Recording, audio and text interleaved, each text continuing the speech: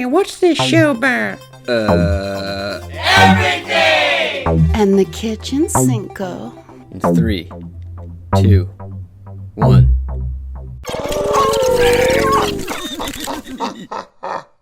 Hey, what's up, everybody? Cinco here. I'm very excited to be doing a comic flip through with my friend Tony Wolf, with his pretty nice sized comic. I would call it a nice sized trade paperback. I like books like this. So get prepared to look through Tales from the Wolf with me and Tony Wolf. And first thing I'm going to do is fumble around like I always do, trying to get Tony in here. I used to always wonder why people would just like start a live and stare blank at their screen for like 2 minutes or longer, and I get it now. It's because... So, Tony, if you're there, hop in. There we go. Tony. Hey, Ian, how are you? I'm good. How you doing? I'm going to flip around, flip my screen. Good. Is that your dog, Luna? Yeah, you remember Luna, right? Yes, absolutely. From the last time we did a show like this, she was much younger and much more rambunctious. She was more very well-behaved tiny and very, very fun. Mm-hmm. Thanks for having me on the show. Oh, thanks for doing it again, despite the fact that the first one never came out, but it will.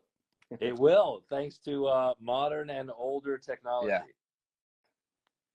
How you doing over there today? Good. I had a day off from other tasks, so I got to focus on some drawing. Hi, Rachel, by the way. Thank you. Very, very kind of you.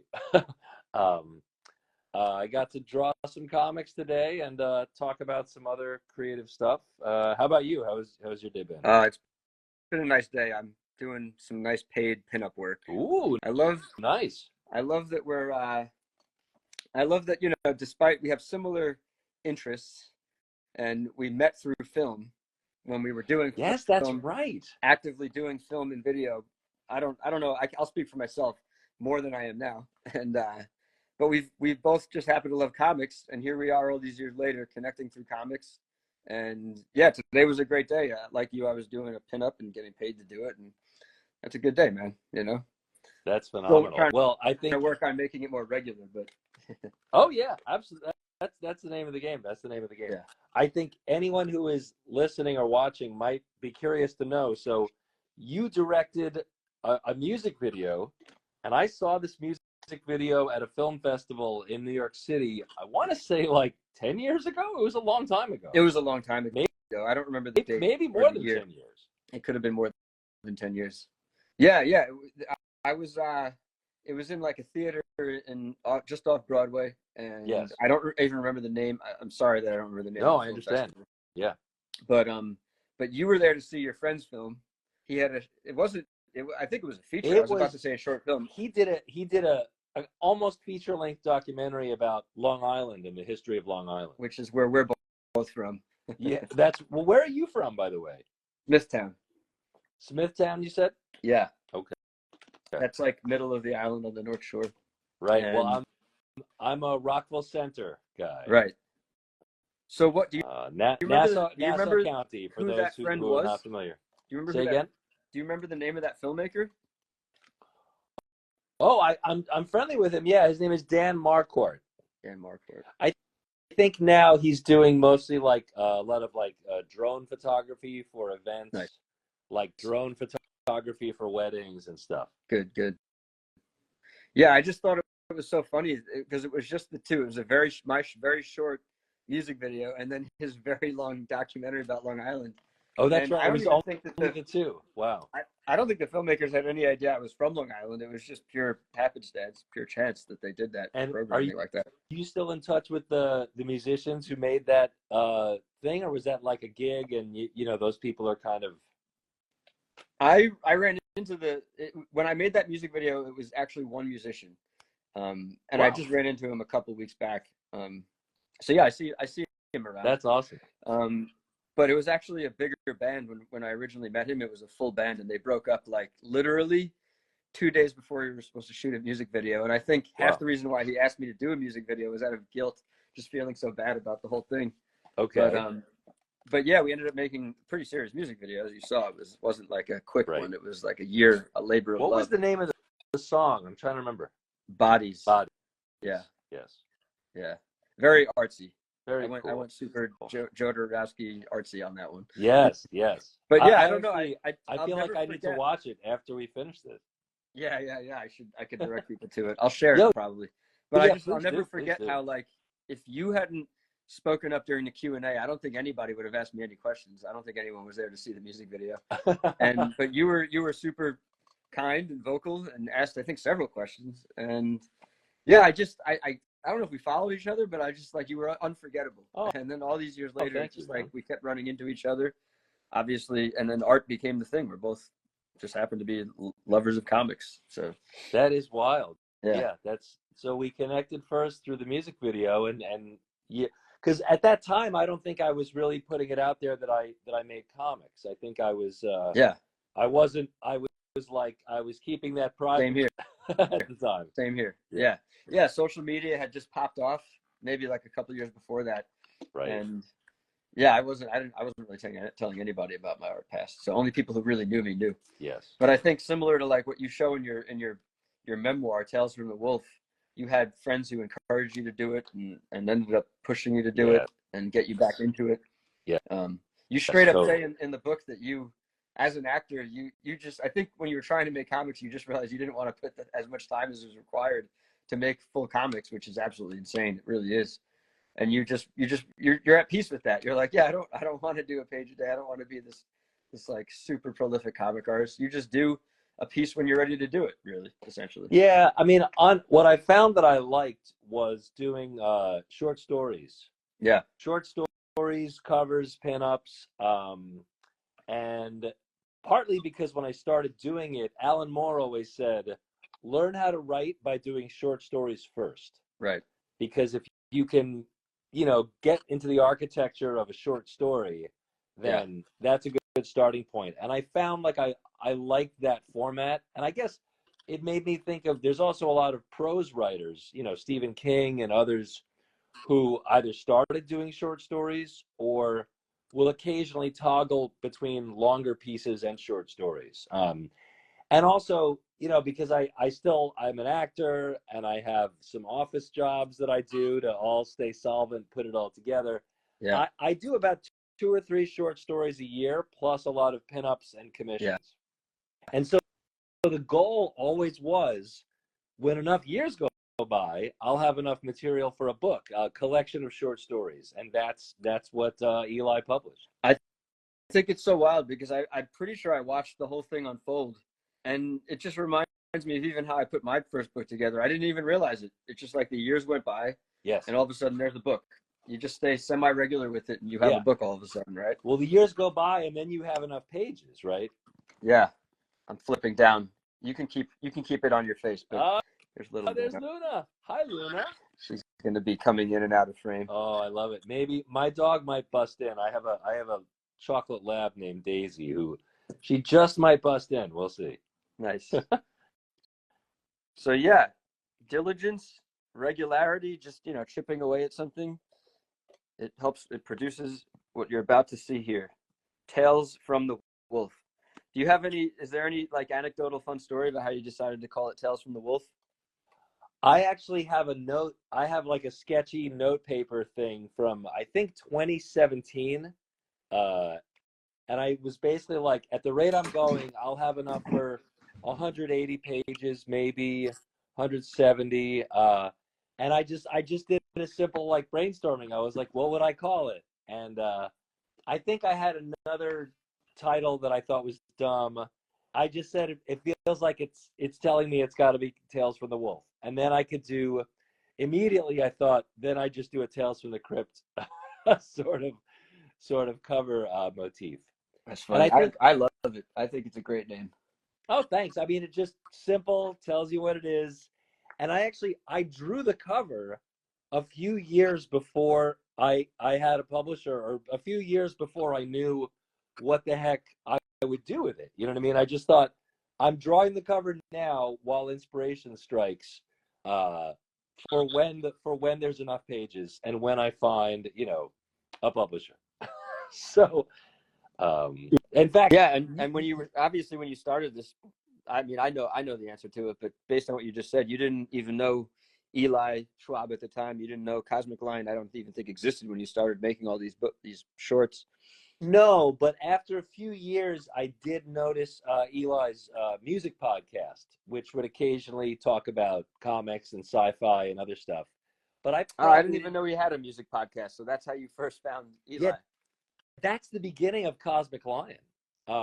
Cosmic Lion Actually, maybe I did was know that. Yeah. yeah, it was Eli's like music appreciator and music discussion Yes. podcast. Yes. I believe first and foremost. No, you're right. I'm remembering now. I think I saw him talking about that on another And show. Eli was also doing comics at the time. He would do short stories, he would do mini comics, and Eli created. He's a big fan of Ween, and Yeah. he created something called the Ween Zine. Yeah. Yes, Which I have to get my hands on or check out someday. but I think it was mostly through Facebook and seeing Eli's music podcast that I became aware of Cosmic Lion, and I just kind of kept my eye on it over the years, and he kept growing and it kept growing. Yeah. Yeah. So Cosmic Lion. so yeah, let's I mean, I'm just gonna start flipping Yeah, through. Slow me sure. down, just stop me if you want to like slow down and like add Yes, details, and by talk the about way, something. I'll show you. So you have the first printing. Oh, nice. This is the. Oh, I just tapped my little screen here. This is the second printing. What changed? And the second printing, Shelley Bond, of Vertigo Comics fame. Oh. She said she gave us a very salient editing suggestion, which is you have a quote on the cover from Derek Robertson, who co-created The Boys. And you can see in the first printing that the quote is quite small. Mm-hmm. And she said, you got to make that quote bigger. You got to let it breathe more. And we said, you're right. And second printing, you can see the quote is larger. Nice suggestion. I'm proud that I have the first printing though. I'll say that. Well, hey, thank you. You know how it is with comic collectors. We Yeah. want that first printing. Yes. My dream is that someday we could do a third printing, but we got to finish the second printing sales first. Yeah, yeah. Well, I mean, that's amazing that you're doing that. You've gotten to the second printing. That's great. Thank you. So yeah, so as we flip, well, first I'll just say featuring Brooklyn Adventures, Death by Phone, Dark Night of the Soul. That's a nice little rundown. I was trying to summarize like all the things you do earlier, and I was having a hard time. I should have just looked at the cover closer. Well, thanks. Yeah, I was trying to think of very short phrases that and also, I can't really talk about Batman on the cover of an indie book, so I just sort of show him and say Death by Phone. Which we'll be getting to. All these Yes. things will be explained Yes. in a minute or within the hour. Actually, just up front, I'm going to just go out on a limb and say if we end up taking our time, if you're down, we can just stop at a certain point and then do another round. Sure. If we only get like halfway through, because there is a lot in here. Yeah. And I love it. I'm very happy to. I really love this book, and Thank you. And actually, I was just feeling like, comics for me have been like a nice escape, and like this feels like a nice escape, and I feel like I'm hanging out with a friend while I'm doing it. Oh, so thank you. It's really enjoyable for that reason. I That got was a nice that. little dedication from you in here. Oh yeah, March. She can come in if she wants. The Daisy, my dog. Oh, here she comes, Oh, Daisy. Well, Daisy. it's sort of. Let's see. We do Where's a little- that puppy? Where's little that puppy? puppy time? There she is. Yes, Daisy. Thank you for coming to see me. Thank you. She's very excited. She just came in from the hot outside. All right, there she goes. And Luna's not interested right now. I'm going to keep her. There she goes. All right. I'm Good going to girl, close this Daisy. door up. So we Thank both you. we both have lady dogs. Yes, lady dogs for sure. Luna used to have a friend in Brooklyn named Daisy. We don't. Okay. We don't run into her anymore. But yeah, so thank you for this dedication. And as I'm looking for it, it's on the back, isn't it? You got Bill Sienkiewicz to give you a pull quote. That's awesome. How'd you get Bill Sienkiewicz to give you a pull quote? Thanks. I was that's like a bucket list, like life gratitude moment. I actually went to see Bill sporadically over the years at the Big Apple Comic Con, going back like 20 years. Nice. And I don't think I had talked to him all that much, but I made a point of, talking to him sporadically over the years.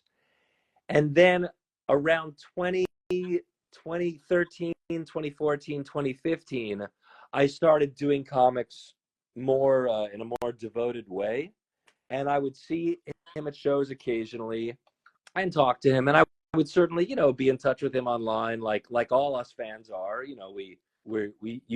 What's one of the good things about social media is you get to have some interaction with some of your artistic heroes. Yeah. And then one of the stories in this book, one of the short stories, it was about the only female police officer who gave her life saving people on 9/11. And I did that, and it's not really told as a comic. It's more like illustrated. There's text and there's illustrations, but it's not really done in comic panels.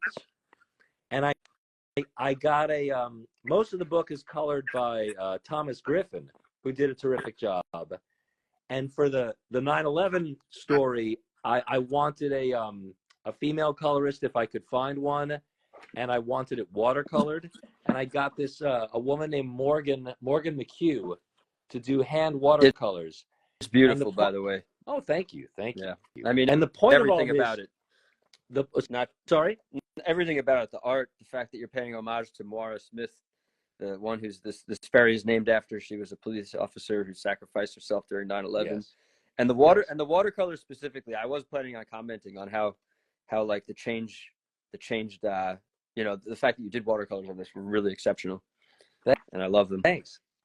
Yeah, because also it was about it's sort of about a ferry, and why is the ferry named after her? So I thought water, especially watercolors, would be appropriate. Yeah. And I was at MoCA, I think, maybe in 2019, and Bill Sienkiewicz, I said hi to him, and I had sent him the story online on Twitter. And to my surprise, he wanted to stop and talk to me for about 10 minutes in the hubbub of the convention at MoCA.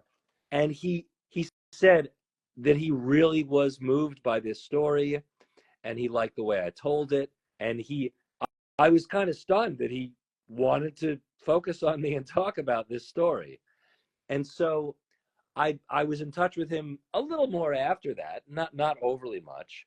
And the fact that he pulled me aside and spent 10 or 15 minutes speaking with me about this comic in particular, that's what made me think, once the book was coming together more and more, and once we had Eli, that's what made me think, I got to swing for the fences. Maybe I could ask Bill. And I actually asked, there's a cartoonist named Rick Parker. Do you know that name? I don't, off the top of my head. So Rick Parker lettered like hundreds, if not thousands, of books for Marvel in the 80s and 90s. And Rick Parker then, I think, co-wrote and illustrated the Beavis and Butthead comic for Marvel in the 90s. And Rick Parker now has an autobio book about being drafted into Vietnam that he wrote and illustrated, which Abrams is publishing later this year. And the point of all this is that Rick Parker, along with Dean Haspiel, have kind of like mentored me a little bit over the years. And I went to Rick Parker and I said, I think I can ask Bill Sienkiewicz for a quote. I'm kind of nervous about it. Do you have any advice? And Rick Parker said, Tony, you're 49 years old or whatever you are. You're 50 years old. He said, you've got to ask. The worst they can do is say a polite no. Yeah. And when you're asking anyone a quote, right, the worst they can do is say, no, thank you. I can't do it. He said, you've got to ask him. You're almost 50 years old. You've got to take these chances in life. And once he told me that, I was like, he's absolutely right. Why am I afraid? The worst he can do is say, no, he's not, And to my shock, he said yes. Yeah. I mean, it is a moving piece, and he's actually a very appropriate artist to ask I mean, I guess he's not commenting specifically on this piece, but the fact that this piece moved him, I'm not so surprised considering he's known for his mixed media and, you know, the fact that he uses all kinds of watercolor and paints in the first place. Yes, yes. And so I went to Eli and I was like, I just got a quote from Bill Sienkiewicz. And, you know, So sick. I think that was another thing that I think that helped Eli, you know, feel even more confident that he had invested in me. Yeah, yeah.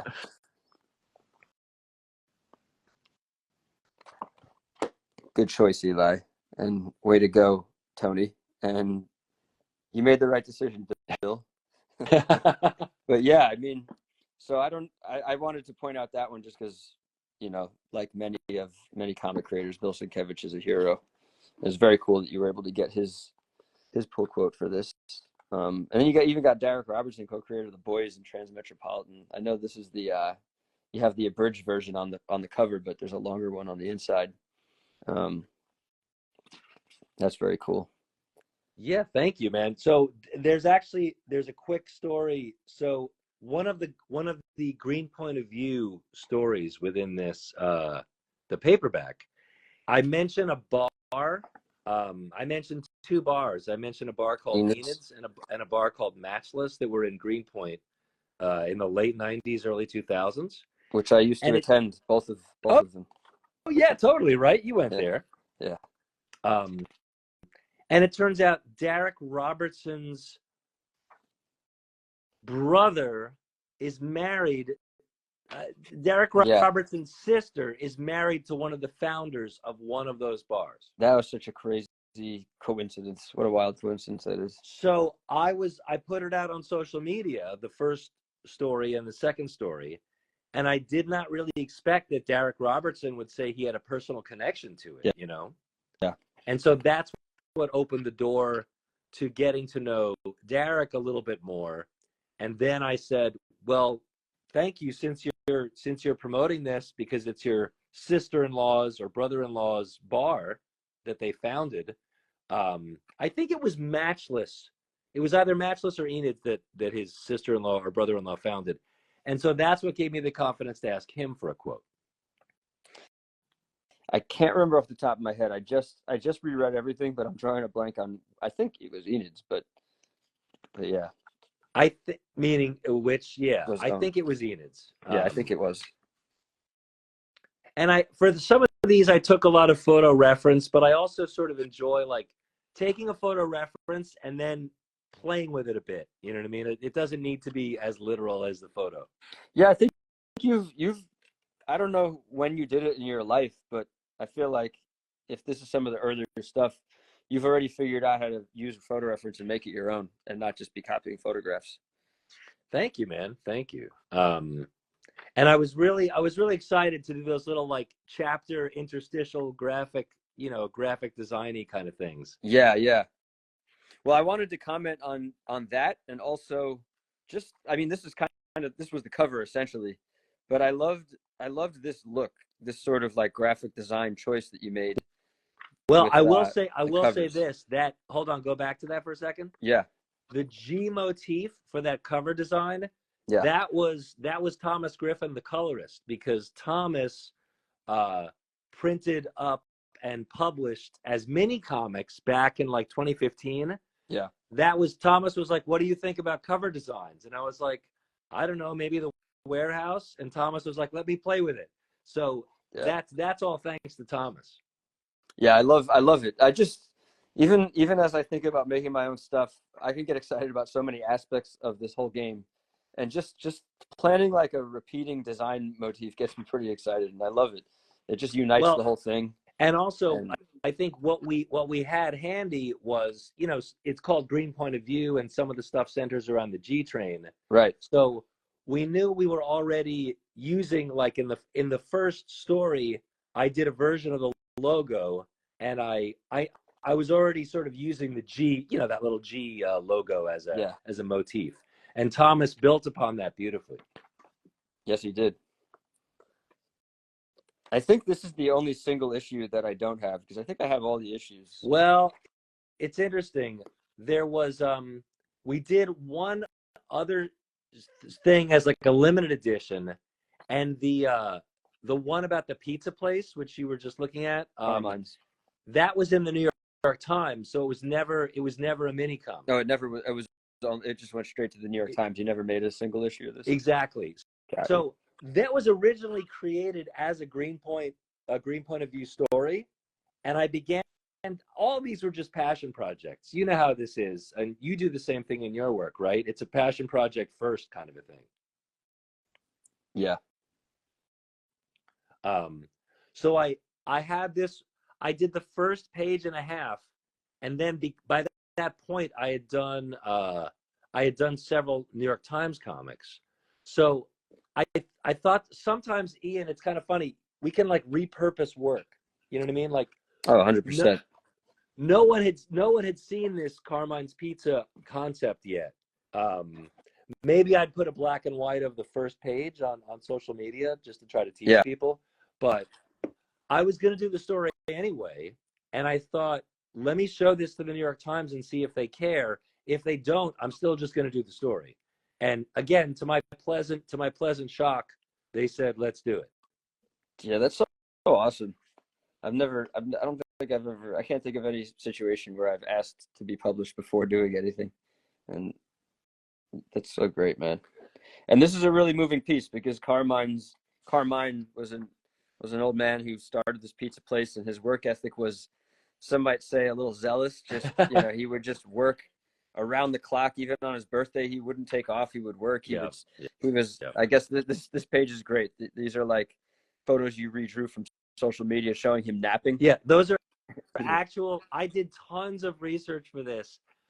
I think I pulled like 20 Instagram photos of him sleeping because the neighborhood people had made that sort of a joke.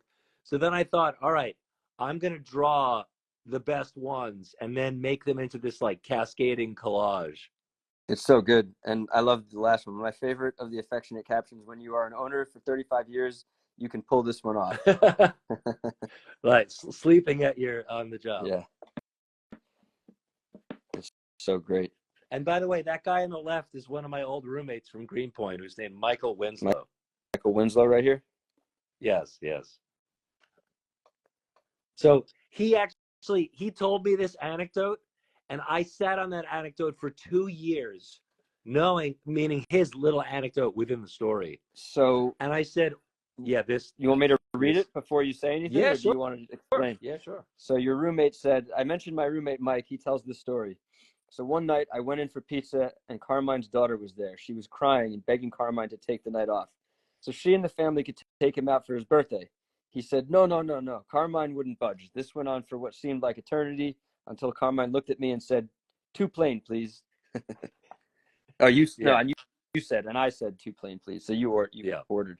So that was what I just said. Basically, this guy didn't even take his birthday off. And so when you're doing nonfiction, it's like you can, and also even for fiction, right?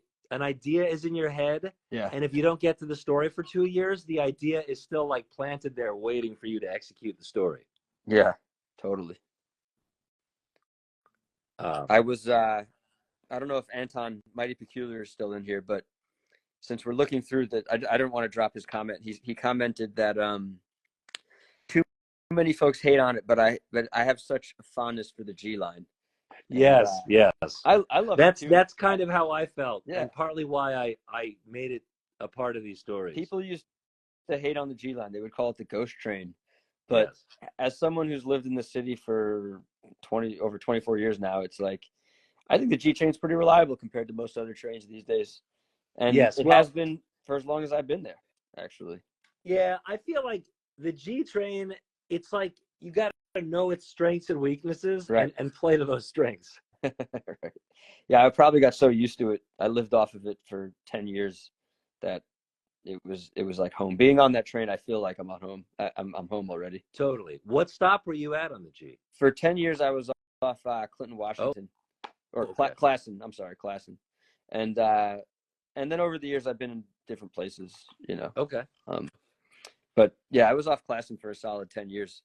And Clinton, Washington a little bit before that. And Oh, by the way, if you go back to that shot of McCarran Park right there, This one? yes, that was another occasion where once I came up with the name Green Point of View, which a guy named Mike Turney, I said, I'm going to do these stories about Greenpoint. I have several stories in mind. Mike Turney, who's a film director and was also in one of the Teenage Mutant Ninja Turtles movies, uh, he Nice. said, you know what you have to call it? I said, what? He goes, you have to call it Green Point of View. And I was like, you're right. You've just named the book. Oh, that's awesome. Why did he come up with that? What made him even say that? Do you Well, know? he's been a very close friend for like 15 years, and at that point we were pretty close for like 5 years. And he was one of the people that was constantly saying you have to write and draw your own Oh, comics. okay. And so he was like goading me to get back into doing comics for real and really getting into comics Yeah. properly. Um, so Thank once I God for had that. this, what's that?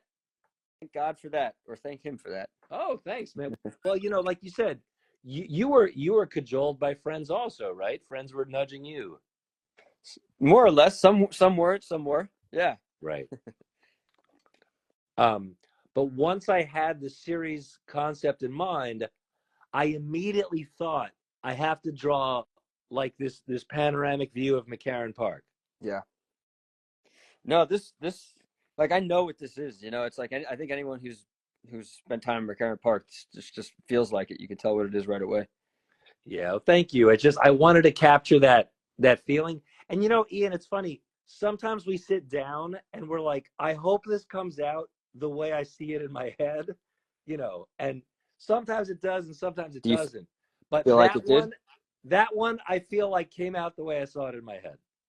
And here's Tony himself. There's me. Hi, Betty. Betty Turbo joined. Hi, Betty Turbo. Betty is an artist and graphic designer as well. Nice. Welcome.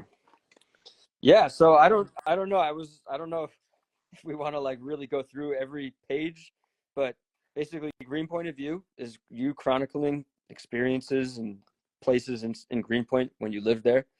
And this first issue, what's it called? The Arrival. It's about your time arriving there when you first moved there. I love this. You point out the hipster, and I think you say hipster around 1998. The first hints of what soon became known as the modern hipster appeared when young people in Williamsburg started wearing trucker hats. And it's like people always forget it started with the trucker hats, and I do remember that the trucker hats were super.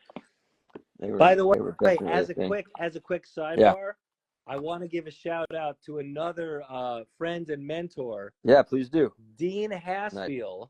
Often encouraged me to do comics, and Dean Haspiel. You notice this is a very subtle thing, but Dean Haspiel puts quotes around his short story titles, and so that's why The Arrival is in quotes. If you see Right here. The Arrival, it has quotes around it. I just thought it was I don't know why. There it is. Look, Dean Haspiel, Dumbo. Yeah, it's just little things. Little things will inspire you, right? Or you'll like respond and like something small like that in a comic. And But Dean Haspiel's autobio stuff, one of which is called Beef with Tomato, and they were short stories. They were autobio short stories. So that was a huge inspiration for me, in addition to obviously Harvey Picar and work like that. yeah, thank you for sharing that. Um, I love that we can do this right now. I can show your comic and you can show your influences. thanks, man. Yeah. By the way, that panel in the middle with the rooftops, that's my very primitive, inspired by Paul Pope. You know how he likes to just draw rooftops? Yeah. He'll just have a panel, it's empty space and sky, and the bottom is a thin layer of rooftops. I just feel like it's a great way to show the character of a city, and for me, living in New York City, it just reminds me of the city. It's nice. Thanks, man. And I love this. Hey there, it's Cosmic this Lion. Hey, what's up, Eli? And this I like this Polish guy eating a slice of kielbasa while waiting on the subway platform. Offered you some. You politely declined. Yes. Well, as you could remember, in the late 90s or early 2000s, the G train platforms. You never knew what could happen. I feel like the city has returned, an element of wild has returned to all around the city. Right before the pandemic, it was definitely feeling very clean and like super safe. Everyone was calling it Disneyfied. Right. And it's just not like that. I feel like in the last year it started to clean up a little bit again. And I heard Eric Adams bragging on the news today that crime is down 67% or something like that. I don't know where they get these percentages and how they think it's accurate, but the city's definitely feeling a little cleaner. But post-pandemic, it's rough again. Yep. Well, highly unpredictable. I feel like violence on the subways. New York is always going to go through these waves, I feel like. Yeah. So the first story, I mean, it's kind of just about the fact that once I moved there in 1996, that neighborhood started to get, artsy people, and the whole beginning of the blow up of Williamsburg started to begin. Yeah, it was just starting. You literally got there right when it was starting, because I moved to the city. I officially moved to the city in 2000, and it was like, it wasn't even that bad yet. It was obviously starting big time by then. It was started up. Yeah, it started up. A lot of these comics, these Greenpoint comics, some of them are almost like a little essay, an illustrated essay, kind of. Yeah, for sure, man. That's definitely. Yeah, I'll just make that comment out loud. It's like there's not speech bubbles. I mean, there's a few, but it's usually when you're doing the pieces about other comics. There's this funny one where you're screaming McRib. The McRib. For the most part, yeah, you are basically illustrating these. You said essay? Is that what you just said? Yeah, it's almost like a monologue. It's almost like a monologue. Like if it was a film, it would be the voiceover is going in your head. That's how I prefer to think about it, rather than essay or monologue. I like to think there's a voiceover. You're voiceovering your own comics. Yeah. And again, stop me or tell me where you want to go if I'm missing something here. But this is awesome. But I remember the Turkey's Nest turned, and then the Enids and Matchless, and and you point out here that they were like two gunslingers in the Old West. The bars faced off across the streets night after night, and that's a funny way of putting it, but they literally were across the street from each other, and I guess they worked with them. I just thought it was so funny that one like hipster bar opened, and then a few months later, a rival opened directly across the street. That's the way the world works, doesn't it? It's like, you think you don't need something when you already have something, but that's not the way the world works. And somehow they both flourished, by the way, for like 20 plus, quite a number of years. Yeah, they were there for a long time. I don't know the story about why they went under, but thank you, KG man. Yeah, that's a good compliment. KG man says it gives me vibes of Mouse. I really like the black and white when it's done well. Yeah. Tony, you got your own style, man. And one thing I'll point out, you do use a lot of cross hatching and mark making, and later we'll get to a section where you try to go a little more minimal with the marks. I think your wife Jen requested that you try it in an attempt to save some time. But also, as the years go on, create a challenge too, right? As the years go on, exactly. I'm trying to challenge myself not to get too hatchy. I was going to comment that I love it, and it's like it depends. I feel like on the project, it depends where you are, what you want to do personally. I think it's great if you feel like you currently want to challenge yourself to do less. Awesome, but I don't know. I think there's something, cartoonists love marks. We don't just love expressive cartoons. Sometimes we like, all the marks that like Crumb makes or something. Like here's a great example. Like, look at that. That's beautiful. Oh, thanks. What I was trying to go for there was, when a shadow or the sunlight inside of a shadow has like a wavy effect. Sure. Trippy. Or like when you see a shadow through glass, like the sun is shining through glass. Not that I'm glass there. But... Yeah. No, there's like I think you're referring to the reflection. Like there's actually reflections in shadows sometimes, right? Right. Yeah. And by the way, one of the hatchy inspirations is not only Harvey Pekar, but a I feel like a lot of young people might not know this guy. I feel very old, but Joseph Remnant was a big inspiration because look at this black and white. Yeah, it's gorgeous. For these early stories. Anyway, I gotta. I have to was pick up literally. some Picard, man. I don't own any books by Picard. Oh yeah, I mean, this is just Yeah, real beautiful. beautiful line work by Joseph Remnant, who is still in comics and still drawing. Nice.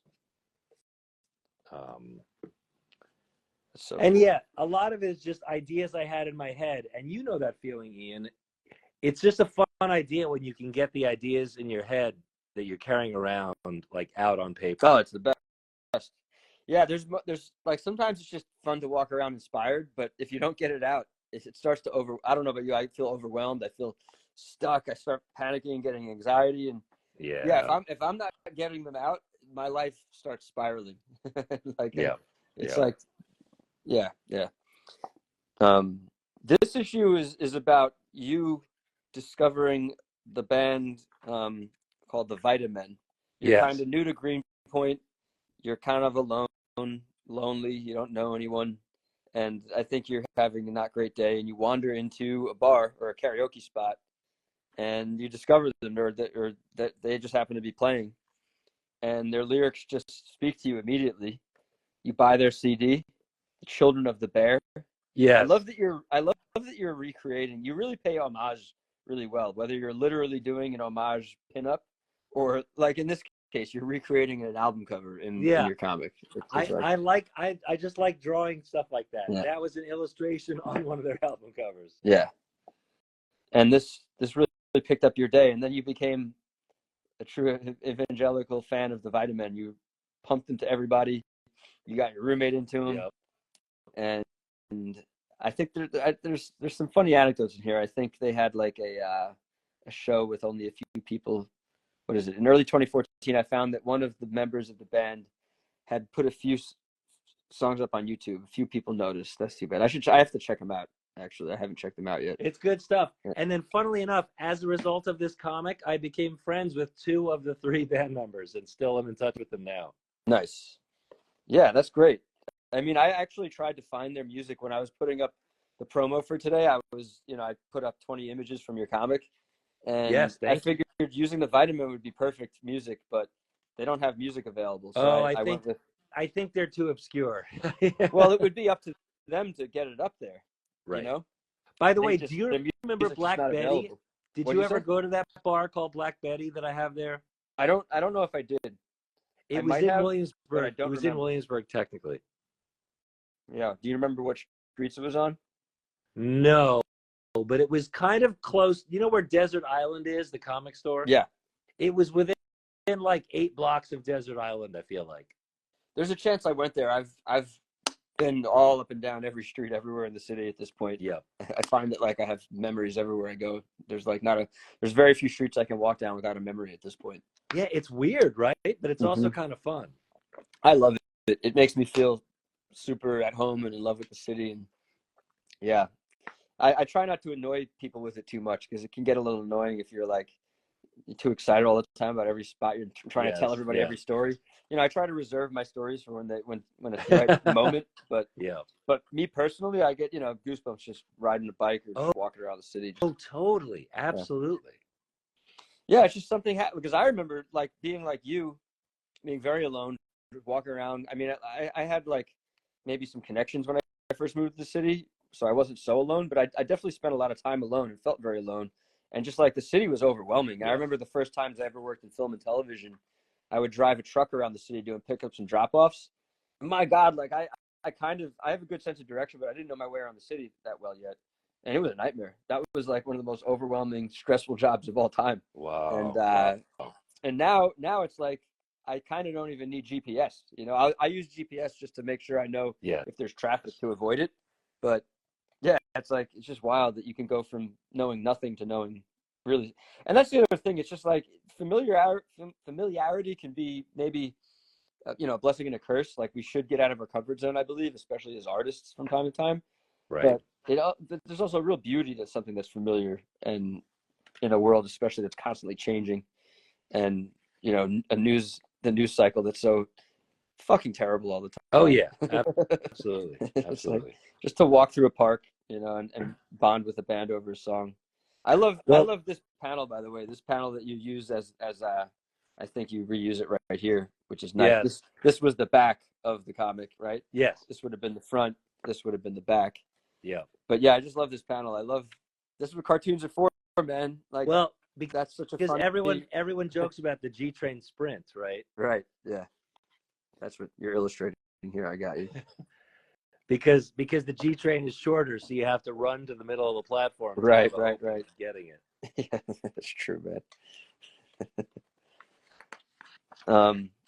So yeah, next issue. And that's a restaurant that also has long since gone out of business. That the Polish restaurant there. It was on Manhattan. This one right Avenue.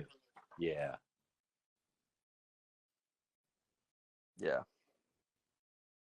And I was excited to draw the base of the World Trade Center on that previous page. The story is not really about the World Trade Center, this particular story, but I really wanted to draw that that sculpture called the Sphere that used to sit in between the World Trade Centers. Right. Yeah, this is a great little timestamp or a time capsule. Yeah, I think this was still 1996. I'm trying to refresh my memory about what happens in this issue real quick. So basically, I get a ticket for taking up more than one seat on a completely empty car at 1:30 in the morning. This issue gives hope to I would call it rather hopeless situation. Like, I don't think most people would have gone to the lengths you went to. So yeah, you're basically you've had a long day. Yeah. I think you had an audition. No, I worked at a law firm until one in the morning at the time. Oh, you just got off work at 1 a.m. Yes. And you're tired. You kick your feet up. And you're on the train. The car is empty, and I put my feet up, and I made sure there was no like schmutz on the base of my shoes. Your feet aren't even on the seat. Yeah. Yeah. For those who don't know, Tony Wolf is a very thoughtful, considerate. Well, we try. He tries as best he can. Yeah. So these cops enter the train, and they start pulling you and the one other guy who happens to be on the train off. So you've been pulled off. You're asking why, what's going on, officer? Is there something wrong? And as officers never tell you, they never communicate anything. And then you notice they're pulling a few other people off, and then they start giving you all tickets. Yeah. Right. And he says, the sign says 1 seat to a customer. You were taking up several seats. So this is just the classic quota. Yes. Giuliani wanted the cops to meet their quotas for the month. Totally. Yeah, this is like a major problem that it just changes. Whether 1 month it's nonsense, people with their feet on the seats or something like that. Next month it's trumped up parking tickets or something like that. Yeah. Whatever. But yeah, they just go around the city. They always do it. That's what they're infamous for. And I try not to hate on cops too much, but it's so obvious that this happens all the time. Right. And I will say it was fun. Just drawing subway stations is actually kind of a fun exercise. Oh, it's a challenge. You've done really well with it. You really did. Thanks. I at times I'm kind of making up like that lattice work that exists in between the tracks. I'm kind of like half making it up, but I think I sort of managed to make it up enough. Well, the phones on our cameras weren't as advanced as they are, I think, when you were making this. Right. I could be wrong, but no. I still have some of these reference photos, but they're blurry. But then the rest was just like making it up from my head to some degree. So basically, you're keeping your cool on the platform. One of the guys isn't. He's getting a little heated, and then eventually you all get tickets. That guy calms down. Everybody gets a ticket. You go home, and now you are actually really, as you say, yes. And you're like, I'm going to take action. So you stay up till 3 a.m. Or no, again, yeah, started at 3 a.m. Very pre-internet. So all there was the phone. Using a phone book. You're using an old school phone, and you're making calls, telling them about the ticket, that the idea and the arrest threat. And notice you call and you say, I called everyone, but I didn't want to sully myself with the New York Post. By the way, that's another That's another Paul Pope homage. It's probably more clear there. What, this one? Yeah. Yeah. It's not a literal. I'm not redrawing a panel of his, but that feeling. Yeah. A lot of like THB or heavy liquid has panels like that. Yeah. Yeah. I think I got mine right over here. I got a table blocking it right now. But yeah, so you end up getting when you woke up the next morning, there were a few responses, right? And Yes. the most promising one was Jim Dwyer. You called him back. He turned out he was a Pulitzer Prize winning journalist. You told him your story, which I did nice not know when I talked to him, by the way. Oh, you found out later? Yeah, I found out way later. Yeah. And then you got photographed. They took photographs of you. Yeah. And that's a slightly bigger looking version of my apartment at the time. And you saw print, and this is it. This is the actual article printed in the comic. I literally cut and physically taped the newspaper onto the page. This is so cool. This is such a great thing to do. But then I felt like I had to hand draw the Daily News logo. Down here? Yeah, that's hand drawn. No, it's a great touch. All of it. The cutting out the actual article, putting your own touch on the logo. It really is great. Thanks. And this lovely picture of younger you. That's young Tony Wolf. And you've highlighted the sections that highlight your quotes. But yeah, I mean,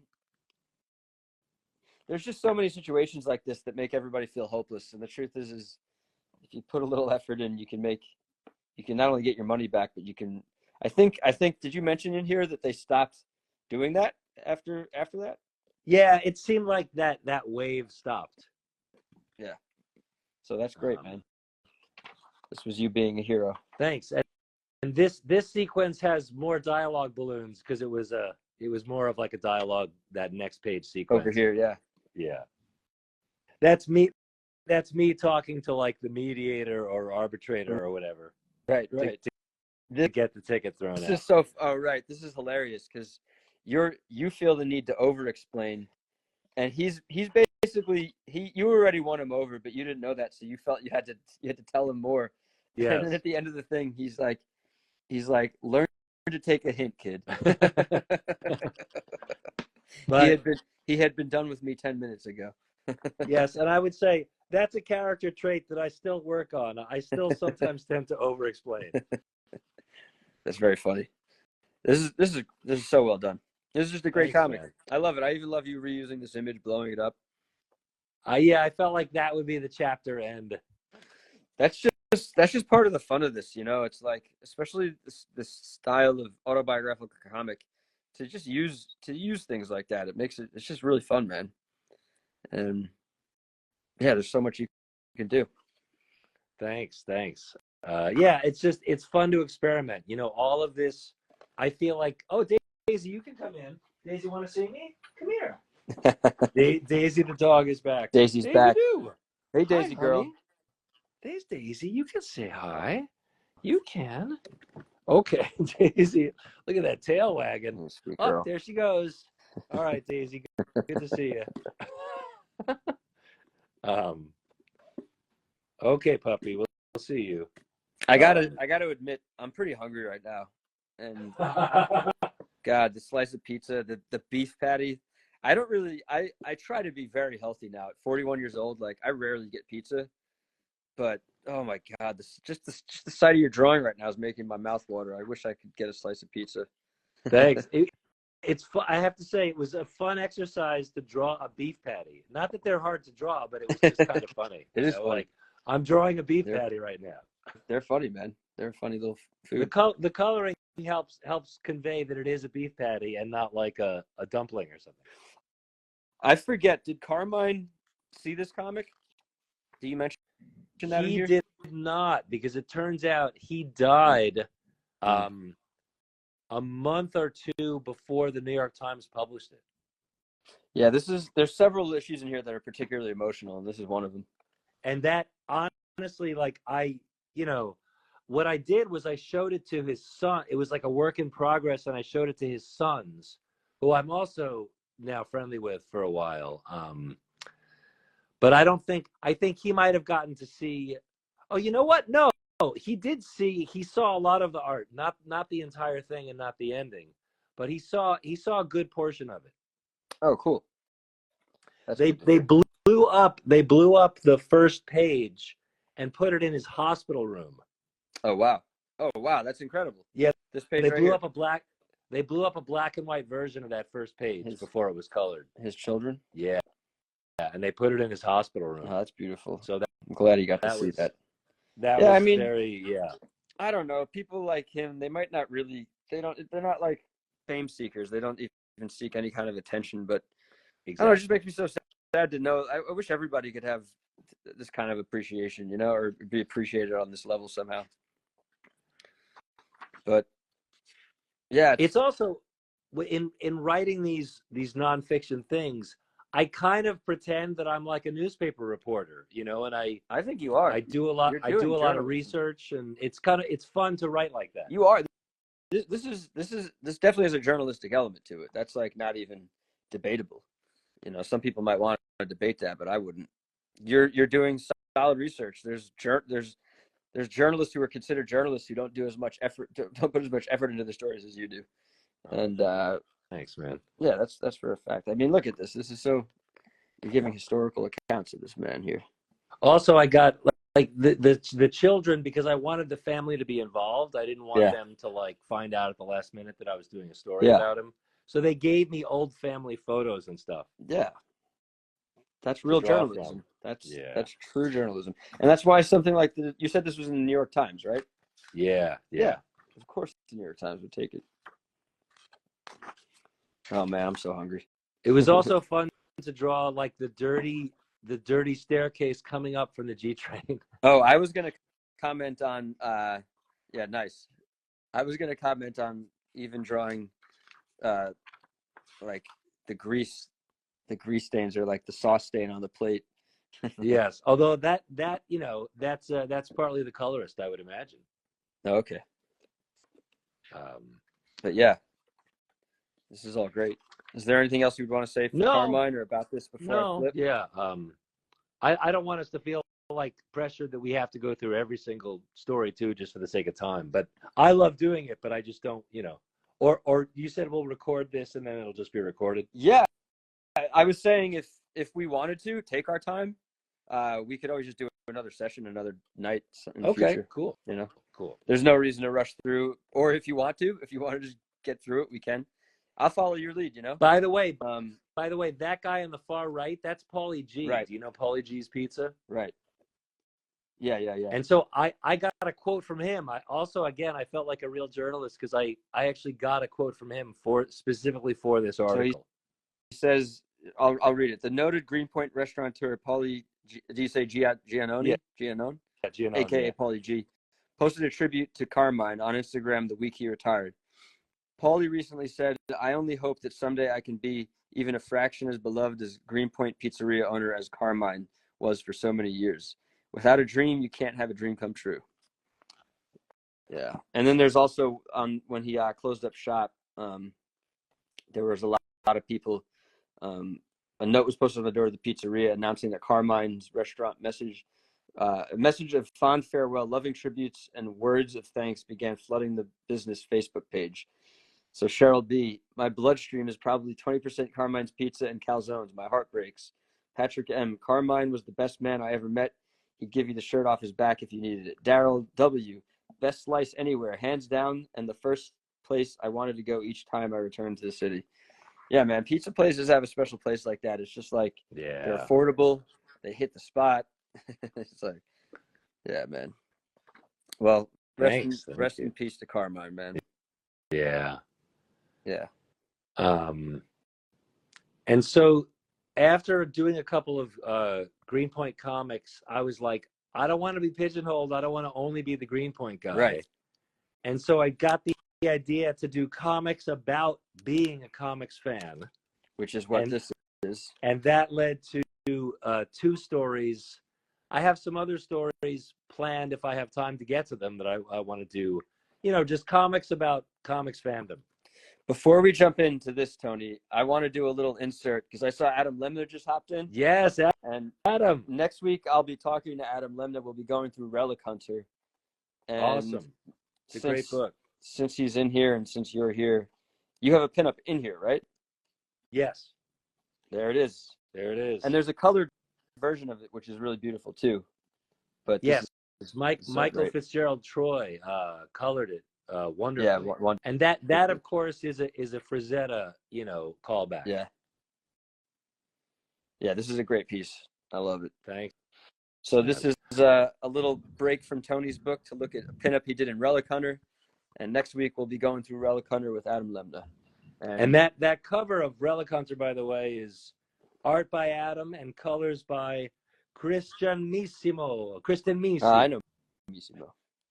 Very cool. I just like saying Missimo in an Italian accent. Yeah. Even though I don't think he's Italian. Yeah, I look forward to going through this with you next week, Adam. And yeah. Oh, by the way, that is a thing of beauty on that back cover by Kevin Anthony Catalan. Yeah, everything Kevin does is incredible. Oh my gosh, yes. He's someone I'm dying to meet and talk to. And one of the Cosmic Lion roster. Yeah, so sick. All right. So, and on that note, this we'll return to Tales from the Wolf. Tales of the Wolf.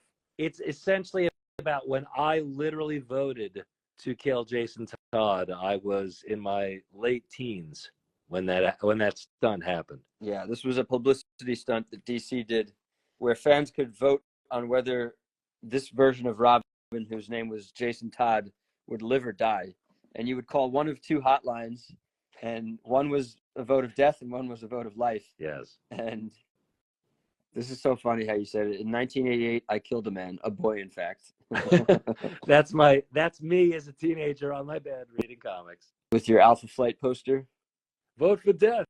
Hey, KG man, vote for death. That's exactly it.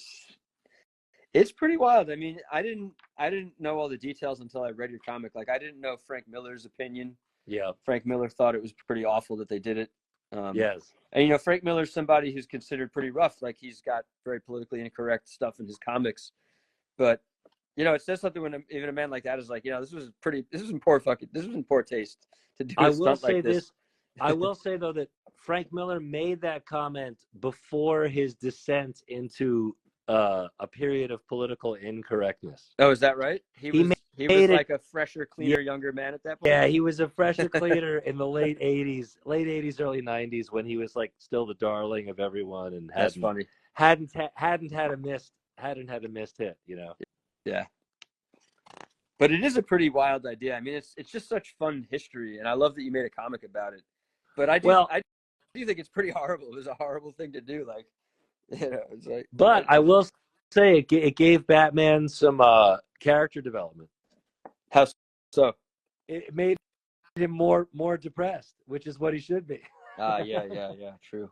Yeah, Batman has to be brooding. If you don't have a brooding Batman, it's kind of what do you have? Well, I would say that Grant Morrison wrote a happier Batman and still succeeded in making it that compelling. I'll have to look closer at that one. But yeah, I mean, they voted death, and there was some speculation that maybe somebody had done some early algorithmic, like analog algorithm to have the phones call for the vote of death. Yes. But there's no way to prove that at all. So all we know is that Jason Todd did in fact die. And by the way, I had fun with that last panel. It's a graveyard of all the characters that have died and come back to life. Let's look at what do we got. Well, there's Wolf and Griffin, the artist, writer, and the colorist. Barry Allen. R.I.P. Just wait 8 issues was my little joke. Yeah, it's funny, man. That is funny. There's Barry Allen in the back. The Flash. Oliver Queen. Was that Green Arrow? It's Green Arrow. Clint Barton, who's Hawkeye. Johnny Storm, who Jonathan Hickman had just killed. I don't know about that. Peter Parker, of course, who died because it says Peter Parker's brainwaves. I don't know. Yeah, that's a pretty deep cuts joke, but and and then Bruce Wayne because Grant Morrison killed him, and then he went back in time and came back to life. Yeah, basically one of the things you touch upon in this, and another issue in here, I think it might be the next one. Yeah, the next one. Alpha Flight. It's just that, you know, death has become just like almost like a rite of passage at this point for like big comic characters. If you're as popular as Superman or Batman, you're gonna die and you're gonna come back. And there's just no reason. Like it's almost there's no emotional. I feel like personally, I'll just speak personally. There's almost no emotional connection to the stories for me anymore. But these comics are about a simpler time. Exactly. When death was more rare and kind of like meant more. It was earth shattering back then. Yes, Superior Spider-Man. Thank you, KG.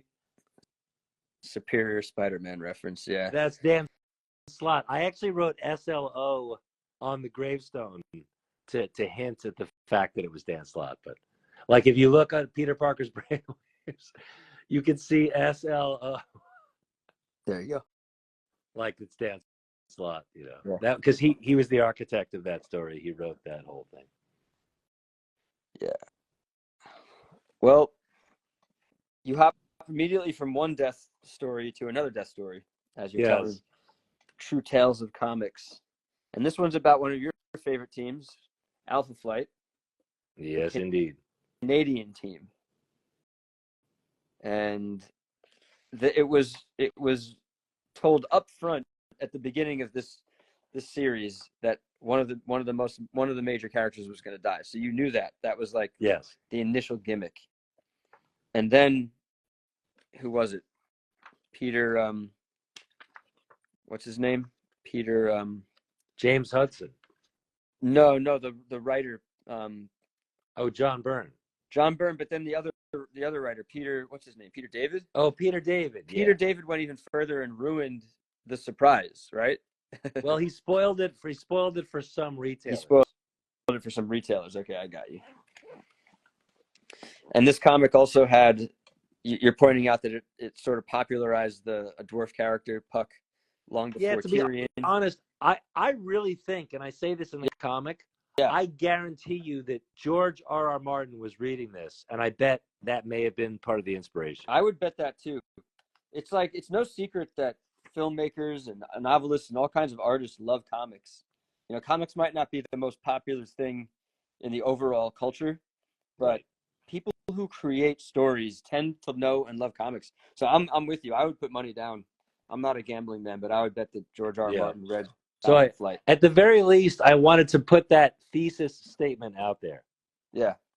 Well, I'm agreeing with it. And then you also point out that North Star was one of the first gay superheroes, but they had to deal with it in a really discreet way, right? They couldn't outright say it for a long time. Yeah. And then when they finally did, they did it in the most clumsy way possible. Did it in a very garish way. But then they did the first that pose of him right there. I think the original one was inked by Dan Panosian, if you know who that is. Yeah. More deep cuts.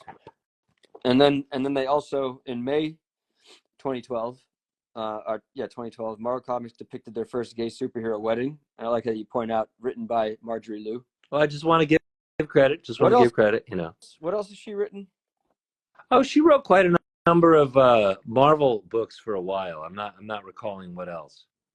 Okay.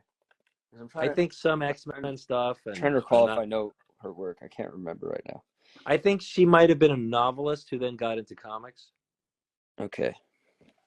Who writes Monstrous? I know the book, but I can't remember I don't know the writer. I don't want to say it's her because I could be wrong. But this is also hilarious. I don't know. I must have this issue because I was collecting all of this during this time. Oh yeah. They just did a scene during a whiteout. During a blizzard. That's John Byrne. That's absolutely John Byrne. Yes, totally. Anton points out that there's evidence. You know, George R.R. Martin was writing into Marvel quite often. And by the way, a letter from teenage George R.R. Martin in a 60s era Avengers issue. Nice. Okay. Yes. All the lettering I do is by hand. So I literally just did all that recreation by hand. Someone said that top panel needs to be a poster. Sean Ruiz. Yes, the over the top. Oh, totally. Anton, I make that point at the end of this story. I say, I feel certain that he would have been reading Alpha Flight. Yeah. George R.R. Martin. Yeah, I think, and I'm agreeing with him too. I think it's most By likely. the way, George R.R. Martin grew up in New Jersey. He's a Jersey guy. I didn't know that. Yeah, he's total Jersey. I just remember there was like a bar in the city that he would go to when Game of Thrones was coming out, and it turned out into like a wild party where everyone would just go and cheer like they're at a sporting event, watching the show with him as the episode premiered. I never went. I never did that.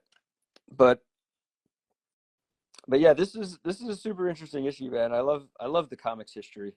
Are you planning on doing more Green Point of View and comics history and all these different things you do? Yeah. Yes, I am. I have 2 more comics about comics stories at least. Nice. And I have several more Greenpoint ones queued up that I just, you know how it is. You just gotta make the time to do them. Oh, I know exactly how it is. My God, I try not to overwhelm myself and get stressed out and beat myself up. So are you gonna think just continue with the Tales from the Wolf brand and have like volume 2, volume 3? I guess. Might you change the name altogether? I guess. I don't really know. The reason I don't know is, thanks, Sean. Sean is very kind. Sean is an incredible illustrator himself, as is Anton and Adam Lemna in the Cosmic Lion Superstars. The point is, I don't know. It's going to take me a while to fill up another paperback's worth of stuff. So yeah. I figured I want to look at the landscape when I have more stories. Right. Yeah, I'm just asking because I'm curious. Obviously, decisions for a later time. Yeah, I don't know. Look at this. Here we got Twin Towers. That was again. That's in the actual comic as well. Yeah. It's interesting that a couple of my stories allude to the Twin Towers, and some directly. I hadn't really realized that that's like a thread through this. It's in here. Yeah, you've got a number of Twin Towers. I mean, you have obvious 9/11 stuff in here. And this is obviously, I thought it was so cool that John Byrne did this. I recently saw, though, an old comic from the 70s where an artist did the same thing, where like the panels are numbers. I was going to ask what you're referring to. Yeah, it's so cool. When I was reading this, I was like, I'm going to do that someday. I'm going to steal that idea. It is a fun idea. It's been done a few times. Byrne's definitely not the only one who did it. Yeah. Nor is he the first, I think. But it's really cool. It was fun to do, and to kind of interrupt it with like cut to Tony looking like freaked out. I also look at you. I also really like the suit as it's being destroyed, the mech of it, the technology showing through. Well, that's my attempt at recreating what they did in the original. And then here it is.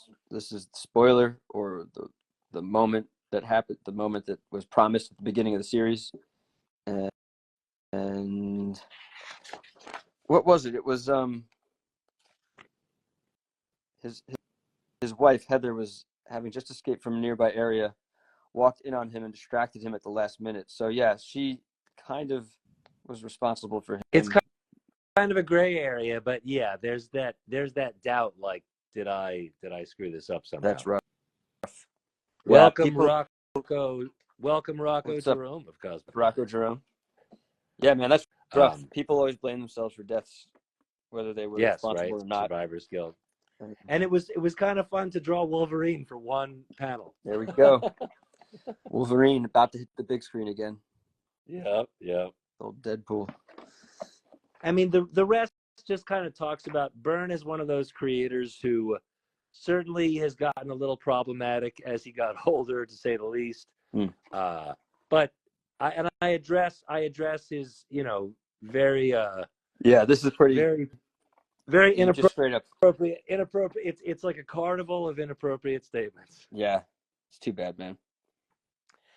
Having said all that, though, it's almost like musicians who became terrible socially and politically in their old age. You can also acknowledge that they made some great stuff, before they went off the deep end. 100%, man. I say it all the time that Cerebus remains one of my favorite comics, and Dave Sim, he went off the deep end. So I don't need to engage with what he's saying. I still think he made one of the greatest comics of all time. And it does get a little weird where somewhere around like 270 or issue 280, the comic starts to reflect those views. But but he still pulled off quite an achievement that had never been done, and maybe never has been done. You know. Oh, definitely. I don't think anyone's topped it. Although Eric Larson, I believe, he's getting up there with his own everything that he writes and draws. Right, all those issues of Savage Dragon is. Yeah, that is a good point, because Todd McFarlane's breaking records. He passed 350, issue 350 with Spawn, but he stopped drawing early on. Obviously, Capullo took over, whereas Eric Larson's been drawing and writing his Savage Dragon since issue 1. And I think, is McFarlane always writing it? I think he handed it off to some other writers. No, he's definitely handed it off to writers and co-writing and going around, because he does so much. Right. So. By the way, on the left there, that's an actual, just another instance where that's a real. No, the bottom left is a drawing I did. Right.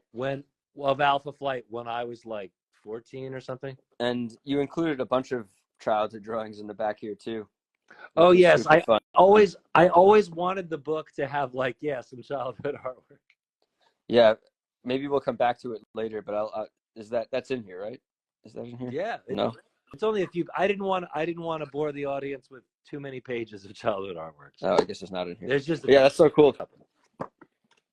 This is such a thing too. I remember from like the 90s, or I guess 80s and 90s, was there's these super teams having all these different size characters, including the giant one. Like I have drawings of other. Have to have a giant. I have copied drawings from comics that I did. I can't remember the names of the teams right now, but Image had a ton of them. Everybody had a team with a giant guy. Totally, you gotta have a big bruiser. But yeah, like you said, George R. Martin killing off lead characters early in the story arc to shock the reader. Utterly charming and roguish little person character. Yeah, that's my theory. That's my theory. Which I think is super accurate. I mean, it would be amazing if George R. R. Martin actually confirmed that. That would be really cool. What a cool drawing too, man. So the Guardian comes back, but it turns out to be it's not really the Guardian. Yeah, it's like a robot ripoff, Yeah. And so this is me asking Kevin Feige to make an Alpha Flight movie someday. Right. This is very silly, stupid of me to not know this off the top of my head, but when did Superman die? Was that after this? Did this precede that? Well, way after this. Wow. This Alpha Flight thing is in like 1983. Superman dies in the 90s. So Superman really just copied Alpha Flight a lot, huh? Yeah, but they managed to tell some good stories with the Superman death. Yeah, all those characters ended up having a lot of life. Mm-hmm. Mm-hmm. I love that, and here it is again. I love pulling little panels out of context. Yeah. Well, so that's there because this begins the food comics section. Ah, nice. Okay. Yeah, so now we're diving into the food comics. I'll shout out Jeremy. How do you say his last name? Jeremy Noyen. Who also made an appearance on my show before the pandemic, an unreleased episode. I'm sorry, Jeremy. Gosh. Yeah, I'm sorry, Tony. He's like a huge, big time New Yorker cartoonist. Yeah, he's incredible. He's so funny. He can't miss. Every joke he makes is a hit. Yeah, he and I became him and a guy named David Ostow. The three of us became friends.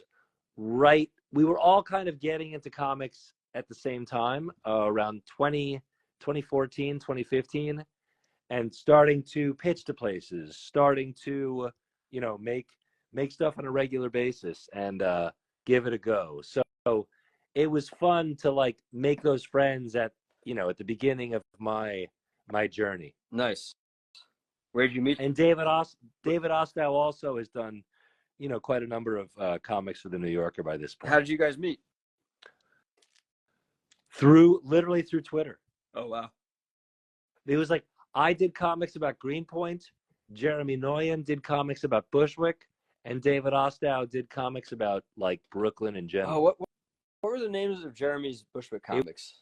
It was called, oh my God, Oh I my have those with your gosh, I'm single blanking. issues. I'm blanking. It's not like it's not That's So Bushwick, but it's It's something something like clever. that. It's Oh I wait, can't. it's it's called Stranger Is Than Bushwick. that what it is? Stranger than Bushwick. It Okay. was absolutely called Stranger Yeah, Than I Bushwick. remember. I think I already knew you, so I knew you were making Green Point of View. But I found that book at Vinyl Fantasy, and Oh, Vinyl Fantasy is a great store. I think I bought a couple of your issues at Vinyl Fantasy too because I wasn't running into you all the time. Right. But Right. yeah. But yeah, so Yes, Stranger Than Bushwick. this first food piece is about the tartufo. You One of basically my absolute favorite. basically tell the history of it, and then you've got a bunch of fun musings. You talk about some variants on it. The coffee ice cream. Again, I'm starving right now. I'm not even like a sweet lover, but God, I would crush a tartufo right now. I would eat all of these. I would eat them all up. But you're not into the coffee one. These are funny. They're covered in almonds, like a good humor toasted almond ice cream bar. Yes, yes. I like this. I like how the tartufo is like a rare archaeological find. You won't always see it on the menu. New emoji. I like how you make it into a little emoji, even at an Italian restaurant. But when you do, dear reader, joy is sure to follow. And then this is just hilarious because you're comparing it to like. Actually, before I go to that, I'll just point out that you thought that maybe you had a theory, and I like how you type in here. Nope, sorry, Tony. That's when Google says nope, that your theory is not right. But just even comparing it to the crust of the planet, that's By very the way, clever. that's a cameo panel. What's that? The art in there is a cameo art by David Ostow himself. Right. So what are we looking at? This is a comic he made, or this is an art He piece? made a one-panel comic, like a tongue-in-cheek thing, saying the planet Tartufo has all these layers to it, like it's an astrological study. Yeah, it's brilliant. And then you take it even further with this Death Star Tartufo. Death Star Tartufo. Because they have a cherry in the middle, The so Death that's why. Star That's where the laser of deliciousness. Death Star of deliciousness. Ready to obliterate all that ails you. Enjoy. Yeah, this is just fun stuff. So you had these published. So that was the first New York Times comic, the Tartufo. Nice. That's what kind of opened the door for all that. And again, that was a passion project that I was going to do anyway. And then through a lot of luck and networking and a friend I made through Twitter, I was able to pitch it to the New York Times. Yeah, that's so awesome, man. Way to go on that. And I really love all these. It's just like when you're making a book, like I feel like people who make books love books, so it's not really like a surprise, but just for the love, like I just love stuff like this, man. It's so nice. Yeah, just occasionally take a panel out of context or blow it up or make it opaque or whatever. It just makes the book such a beautiful work of art. So the next one is the history of the squab, a primer. You may ask, dear reader, what's this thing on my plate? Surely it's not a city pigeon. But squabs are pigeons, huh? Squabs are technically pigeons. And by the way, the kernel of the idea for this one was a very old friend named Andrew Rich. So that's why he gets a special thanks there. Andrew Rich. What was he gave you a kernel? I was trying to think of another food comic idea, and he found a weird old article about the fact that squabs used to be like in the frontier days of America, people living on farms served squab as often as we serve chicken. Nice. And so then I had fun drawing the Titanic also because it was part of the menu there. Yeah, that's wild. Yeah, these pieces are great. They're just like so full of.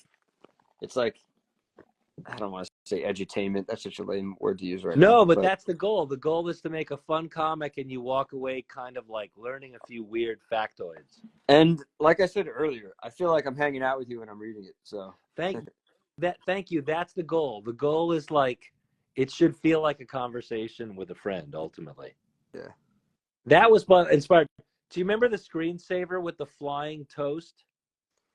I'm not sure I do. Is that what this is? There was a silly old screensaver with like flying toasters, but that's probably because I'm a little older than you.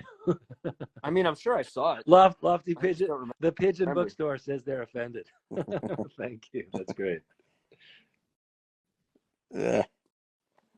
So humans have cultivated pigeons as livestock since ancient Egypt. That's something that I had no idea. All of which is And true. Yeah. this is so wild too. A menu dated 3000 BC lists pigeon as a dish. Wow. They were also a popular food in Rome throughout medieval Europe. And then And this so is then Tony I doing a little decided, Tony here. KFP Kentucky Fried Pigeon. yep, I just decided to draw a pigeon wearing a toga, and the very dumb joke KFP came to my head. I actually put that in the pitch, thinking that it was not going to be something that they would approve, and they thought it was cute, so they left it in. Oh, they actually approved? Did they deny things? You Oh had to yeah, you actually have get to pitch approval? stuff. You have to pitch stuff in detail. Wow. I didn't realize that. I figured you did some kind of like a synopsis or something. So did they actually deny anything? I got very lucky, and they never really vetoed anything, but they could. What they did have me do is occasionally like rephrase the grammar of something based on their fact checking, or um, you know, there was a lot of like tiny tweaking of facts. Yeah. Meaning making sure that the fact was right, and making sure that the grammar was always super precise. And if the fact claimed to be something that couldn't be backed up by like three sources, we would have to Well, rephrase it. that's actually very cool. Yeah, That's yeah. amazing, actually. That's I like felt what I very wish I lucky had. though. I wish I had support like that when I'm doing things. I Oh, totally. I just felt lucky. They kind of let me get away with pretty much everything I asked to do. Now there were other pitches, by the way, that they just didn't approve that never got made into comics. Yeah. But the pitches they greenlighted, I got lucky, and I was kind of like in shock that they weren't having me rewrite half the thing. That's good to hear. I'm learning all these things right now. I love this drawing at the end here too. The pigeon. That's a great I want to say shot.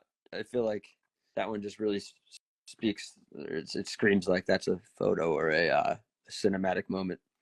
Thanks, man. Thank you. Fun to draw. It's fun to draw birds. I will say this. I think I'm going to do a series of just bird drawings in the future. Oh, nice. You could connect with birders. I've connected with a few birders over the years. Oh wow. But yeah, the city too, man. Great job on this city. That's really beautiful. Thank you. That, you know how it is. That's a long day of like I detail work. know how that is. That is right. I'm actually working on a building, a couple buildings right now. It's like I'm like, yeah, I could pull it off. I could do this. And now I'm like, I shouldn't have done it. I should have left the building out. Yeah, but ultimately you're happy when it's done. It once you're done, it's so worth it. But it's painful in the middle of it. Yes. Great. So this right was here. another story that I pitched to the New York Times, and I thought they're going to laugh me out of the room. I mean, and, it's hilarious. But like, I thought they would say no. I'm a very healthy person. I don't want to like promote McDonald's, but I love this story. This is fantastic. It's like, thanks, and man. Again, I'm starving, so I would totally crush a McRib right now. I got very wish. lucky, and I truly do have a childhood obsession. So that's what was the kernel for this whole story. It's very funny, man. But yeah, so basically, do you want to explain it, or should I try to explain it? I wrote to them when I was a kid, the very first time they discontinued the McRib. I wrote to McDonald's and essentially said, "Why did you do that? That was my favorite." Dear McDonald's, I really love the McRib and was very disappointed that you canceled it. Please bring it back. It is my favorite thing at McDonald's. Sincerely, Tony Wolf. And there he is. There's young Tony Wolf. That's note the date. The date is 85. 1985. I was born 1982. I would not have been able to write. So you're 3 years old at this point. Yeah. And then in 1985, or just a few days, no, March, April, May. So a couple months later, they respond back. Dear Mr. Wolf, thank you for your letter. We are glad that you enjoyed the McRib, but unfortunately, sales did not warrant its continued existence. Enclosed are coupons for some free burgers and fries. How many coupons did they give you for that? Do you remember? I mean, it was a decent amount. It might have been like 6 or something. That's hilarious. But so as it turned out, it wasn't totally gone, and there was a movie tie-in with the Flintstones. And then somebody named is his name here? Alan Klein made a way to find or geolocate where any McDonald's was still distributing McRibs. The McRib locator. This is hilarious. which is actually, it's a real thing that still exists. It's still out there. Yep. This is hilarious. So anybody watching, if you want a McRib, you can use the search McRib sightings, or is that what you do? Search McRib sightings. Oh yeah. That's me drawing the website itself. Yeah. Although by the way, the McRib, I think currently it's in hibernation. I don't think it's in the world right now. So the McRib locator is still there, but you won't be able to locate any. Well, but another thing I learned, look at the bottom. It's sold year round in is it Germany? No, where is it? It's only been in New York City. It's in Germany and Luxembourg. Yeah, is that right? I can't find that. You wrote that somewhere. No, it's on the bottom left. Oh, here. Only in Germany and Luxembourg is the McRib offered year round. Yeah. Yeah. And then this is just Tony being funny. Have you ever done that's a Star Trek like joke that in real life? What'd you say? Have you ever dropped to your knees and screamed McRib for real? Yes. Well, they also let me make my Star Trek joke in the New York Times, which I didn't expect. Where's that one? This one, Adversary Con, like Captain Kirk bellowing at his adversary con. Because you know, at the end of Star Trek 2, he goes, Khan! Yeah. Hey, by the way, my phone is about to run out of charge, which I'm a little surprised about. Can we either pause or make this part one? I got to go get a charger, I think. Why don't you run and go get a charger, and I'll kill some time. Unless you want to end it, and we could do another night. Your call. Maybe let me find another charger and just see if the cord can extend as far as where I can install. I can look at pinups and just talk about pinups in the back. Okay, cool. I'll come right. Yeah, I'm alone now. I'm just talking into the void. I suppose I could invite another friend in and have a conversation, but I'm gonna just attempt to pay Tony some love by myself. I've been afraid to mention our former president. I'm not really interested in talking about him too much. But Tony, like me, has not shied away from portraying him in his comics and in his work, or talking about him. Tony does it, I think, in a more mature way than I did, and even just a more contemplative way, where he's just thinking, where is evil? Which is a really, I think, mature way to think about evil, because it's really easy for us to just vilify people and point a finger and say this person's a piece of shit, or this person's an asshole, or this person's evil. But what is evil? Like, is Trump really evil? I don't really know. But he brings in Swamp Thing, and Alan Moore's Swamp Thing asked the question, where is evil? It's just an interesting concept to try to wrap your mind around. Because like anything, the closer you look, the harder it is to really know what the hell you're even talking about. That's what I found in life. The deeper I research something, sometimes, depending on what it is, sometimes you can actually answer your questions, but sometimes you actually find more questions when you answer one question. And so he's got all these great pinups in the back. Captain America beating the shit out of Trump. This machine stops fascists, a reference to this guitar kills fascists. Something similar to what I do with my comic. This car neutralizes douchebags. Tony, yes, you're aware of that, right? That's the title of my comic is the same reference as this. Oh, totally. Wait, is that Neon? Yeah, Neon Spring. Neon Spring. Yeah, the title is this car neutralizes douchebags, and it was a play on this machine kills fascists, and you're playing on it here. This machine stops fascists. So yeah, I actually. By the way, I misspelled fascist. I misspelled fascist because at the time I wasn't thinking about fascism 24/7 like we are now. Right. Yes, Woody Guthrie. Look where we ended up. Yeah, God bless. Yep. God rest Woody Guthrie. So there's some protest art there. There's some anti-Republican, anti-Trump protest art. And a lot of it's very comic homage, like cover homages. Yes, exactly. Yeah, Eli pointed out Woody Guthrie. Thank you, Eli. Yes, this machine kills fascists or stops fascists. This is a great piece right here. Snake with the tic-tac rattle. Yes, that was a collaboration with a guy who's actually becoming a pretty big deal stand-up comedian. His name is John Marco Mm. Ceresi. Nice. He was just on Jimmy Kimmel, I think, a few months ago. Ah, And very cool. yeah, he's blowing up. It's good to see. He's been working very hard, doing the comedy clubs and just, plugging away for years.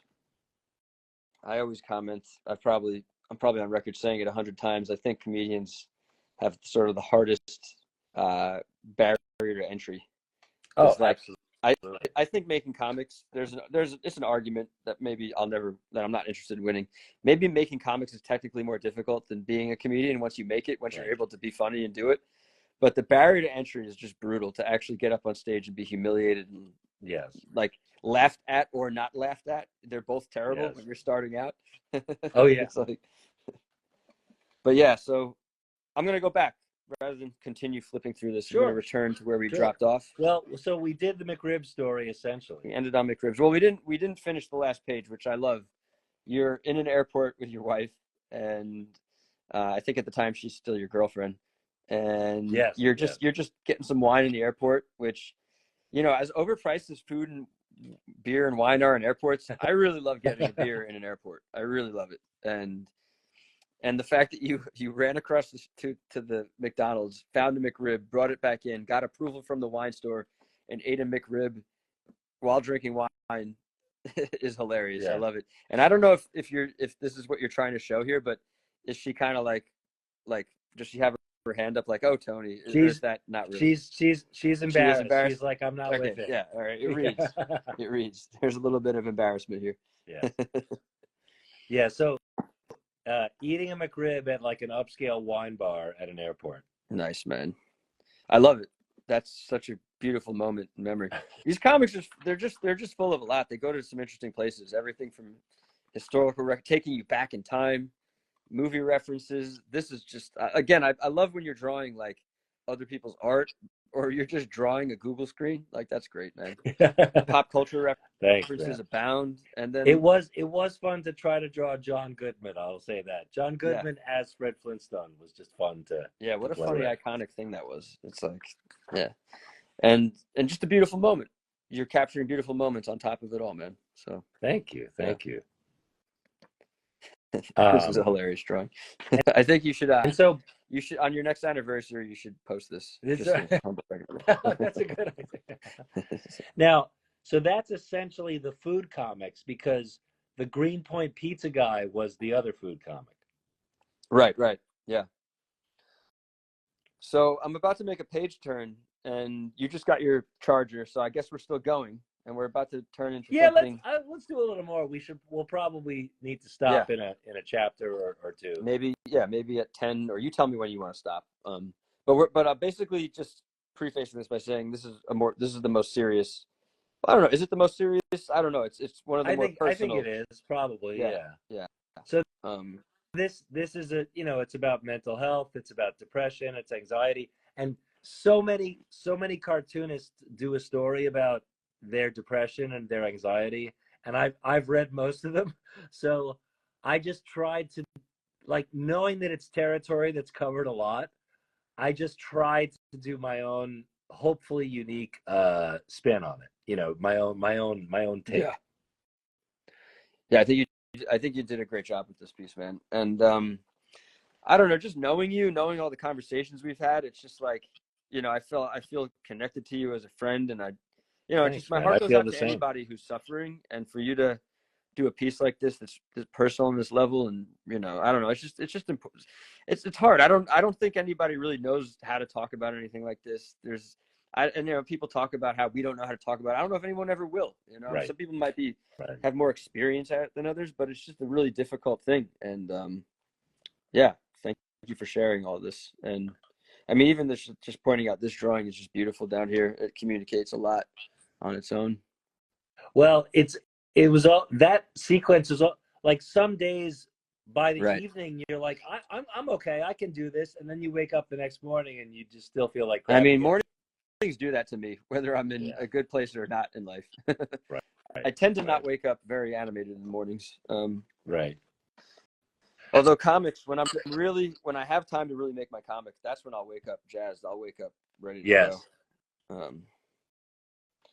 So But this is, yeah, I tried to do an overview without telling you like this yeah, happened yeah, and then this happened. yeah. It's There's it's more of nothing in like here that says yeah, why you were feeling this way. It's just right. you just are feeling this way, and essentially using the comics medium to portray the sort of wide range of feelings. Like here, you're literally a pinball.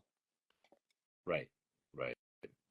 I was just trying to I was just trying to think of visual metaphors that I hadn't seen done about mental health Yeah, issues.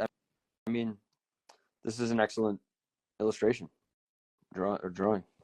Also, I think to give a shout out again, I think over the years I've seen Dean Haspiel would use a motif where a character is like bouncing around. I mean, you see Spider-Man do that too, right? Where Oh you yeah, see multiple.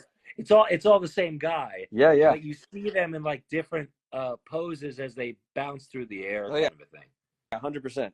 That's exactly what you're doing here. Thanks for pointing that out, man. Yeah, it's great. It's a really great drawing. Thanks. And by the way, if you're a pinball head, most pinball machines were made by Bally Midway. So up in the upper right-hand corner, I think I have something called Rally Midway or something. Yeah, Rally Midway. Rally Midway, so you won't get in trouble. No, yeah, but Bally Midway was like the company that produced most pinball machines. So that was just a little like Easter egg Nice, man. for anyone who would care. I care. I'm glad you're pointing it out. That's exactly why I want to have you on the show, man, to point out things like that. And the name of the pinball game is just Chaos.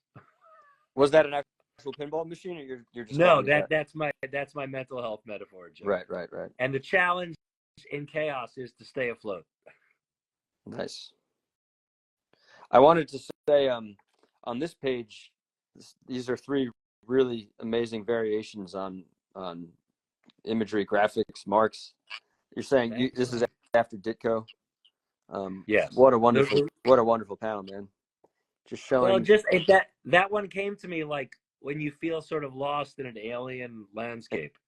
And this landscape happens to be your own mind, essentially. Right. Yeah. And then this one too. Just the pressure. Thank you. Anger, regret, low energy, confusion. Yeah, it becomes overwhelming. Life becomes overwhelming sometimes.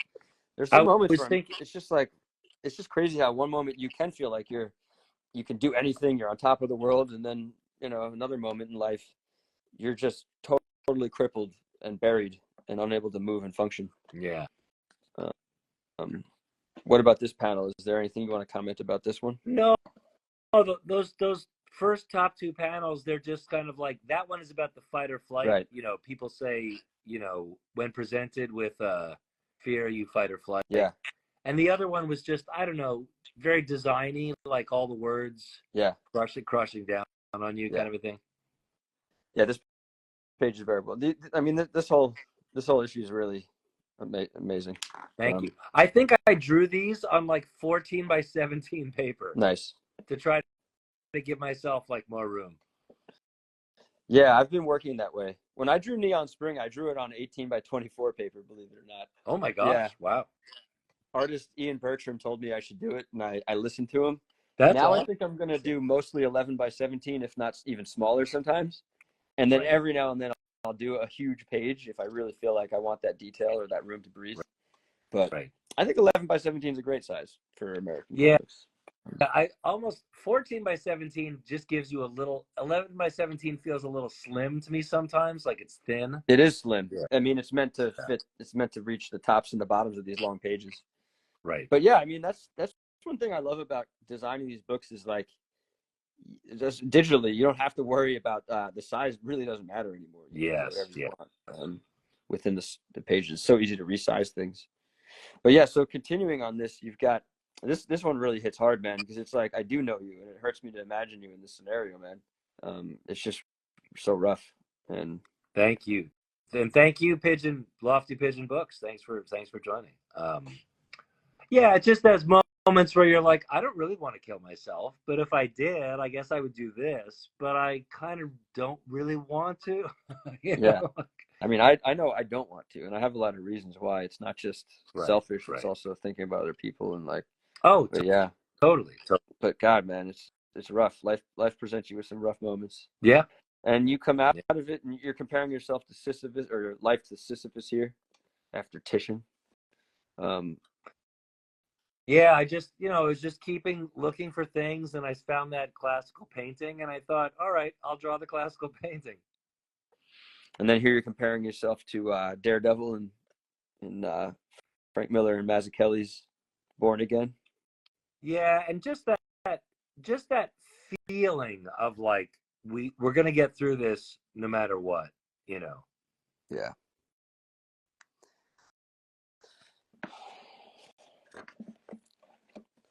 And then that's me drawing in my old Brooklyn apartment. I actually had I didn't have a drawing table. I just drew like on my bed. But for the purposes of the panel, I thought I should magically give myself a drawing table that I did not have in real life. Art is a lie that helps us see the truth. What's the cliche? It's like, this is the truth in your mind of how you were living. Yeah. But the rest of the room that's my Greenpoint apartment. Nice, man. So you would draw in your bed? Is that what I just heard you say? I would draw on my bed. I would laying down? I would lay down some flat cardboard or something. And like, actually, I would lay belly down and draw, or like reclining? No, kind of like sitting above the art and then drawing. Nice. Not reclining, like sitting almost like not cross-legged, but something weird like that, and like coming down on the page. You know what I mean? From sitting up. Well, yeah, man. This issue is a really personal issue. I feel like it might be the most personal issue in the comic. And thank you, man. Yeah, and it's actually got some of I don't know which comic has your best art, but it definitely has some of your best art in it for sure. Thank you. And like you said something earlier that I think we both have experienced as illustrators. Like, it's also, your art will evolve for each project. Like, some projects require something and some projects require a different, Oh yeah, right, because we were talking about the cross hatching. Yeah, this one you were using essentially different design choices or different I mean, again, it's also all through your the prism of your love of comics too. So that's kind of fun how you're doing that, whether it's Steve Ditko reference or just this thing that comic creators or comic artists do where the character is bouncing around the page, right? Or Daredevil reference here. Yeah, you're doing. Yeah, it's awesome, man. It's really great. Thank you. And again, smart design. I feel like that was, we put some Eli and I put some opacity on that and we blew it up, Yeah, smart choice. I like it. And again, this one definitely, I think I cried reading this. I was on the train reading this the other day. Oh, thanks, man. And thank you. I love the watercolor. The choice to use the watercolor was really smart and definitely affected the emotional experience of it. And yeah, what a piece. So you're riding the ferry. This is the ferry you ride most often, and it happens to be called the Moira Smith. So you looked up who's Moira Smith. It turns out she's a police officer who sacrificed herself during 9/11. She was saving people during, while the towers were burning and after they fell, and I guess she was crushed in the towers. But yeah, this piece is very emotional, man. We kind of already talked about it a little bit, but do you want to say anything else about it? I don't know. Certain times you get intuitions, and I just felt compelled. I had an intuition that I had to make a story about this. Yeah. And then as I researched it, her life was actually very interesting. It is. Outside of 9/11, her life was really compelling. And so I just did it. And I purposely, it's not linear. Like, I tell you different facts that are out of chronological order. It just felt right for the writing. Yeah, it is, man. And this is her daughter. Yeah, the daughter. They did like a Medal of Honor ceremony at Carnegie Hall. She was 2 years old on 9/11. Yeah. And so and then one of the days there was a foiled terrorist attack. That Yeah. same ferry took me home, and then when the miracle on the Hudson happened, Right. that same ferry was used to get the people that were rescued out of there. Yes. Yeah. Thank you. You're helping me remember it. And I think that her they found her badge, and that badge is in the 9/11 museum. Yeah, it's incredible. Thank you. So, and the colorist here, the watercolor painter, Morgan McHugh, just knocked it out of the park. She really delivered. Yeah, great job, Morgan. Yeah, so that was, I mean, a sad story. I thought a lot about the family while I was doing it, just trying to honor the person. So I'm thinking now might be a good time to break. Maybe do a little FaceTime before we say goodnight. Oh yeah. What do you think? Because Certainly. we're like basically halfway through. I knew this That's was going to perfect. happen, by the way, because I knew we were only going to get halfway through. Yeah. By the way, I'm trying to get my Cosmic Lion shirt here. There you go. I noticed Eli's got shirts for almost every I think probably every comic on the site.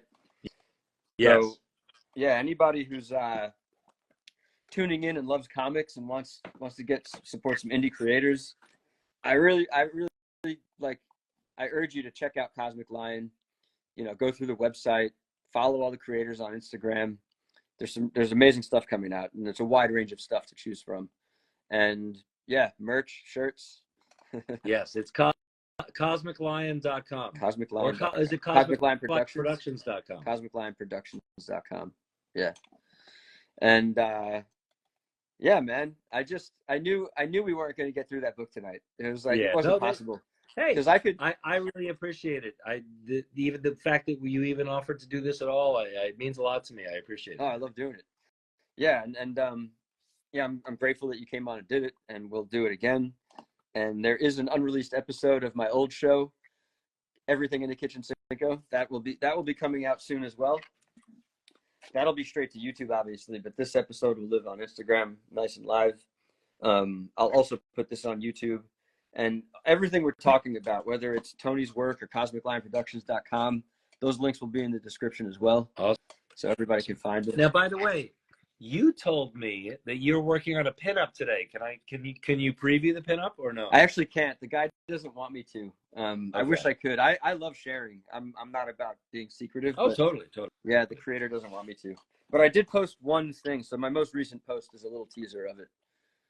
The comic is called. I saw that. The comic is called Runes. Okay. And he has a private Instagram, and I'm not sure if he sells it online, but I think in the coming months he's going to be becoming more public and promoting it harder, and I'll be pushing it, obviously. So, but thanks for asking. I would love to share it. It's right here. It's the shot of the woman next to the man, right? Like an action pose, kind of. Yeah. It's an ambitious pinup. I can show this one.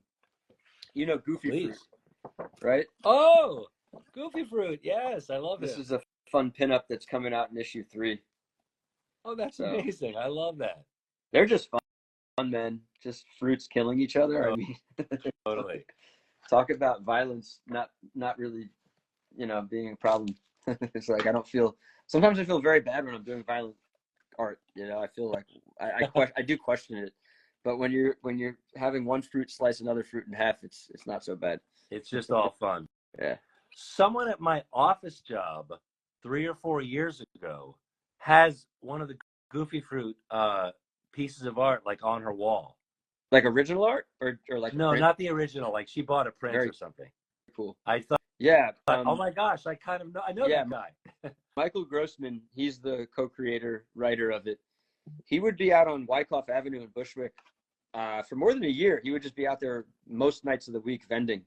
Wow.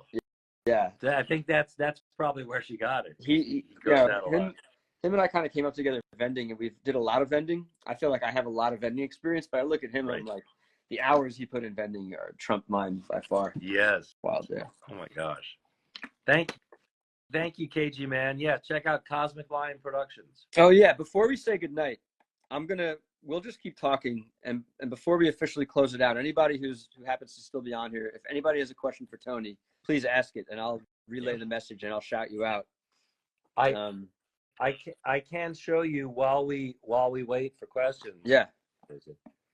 This is the pinup. Well, yeah. My cord only lets me see so much. Let's see. This is the pinup for the new for Morgan. Frankie Boy Monster. Yeah, Frank.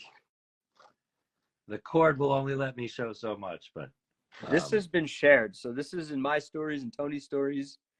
Oh yeah. You can definitely check this out. That piece came out great. I love it. It's so good. Thanks, man. Thank you. It's really I like to have fun. They're fun to draw.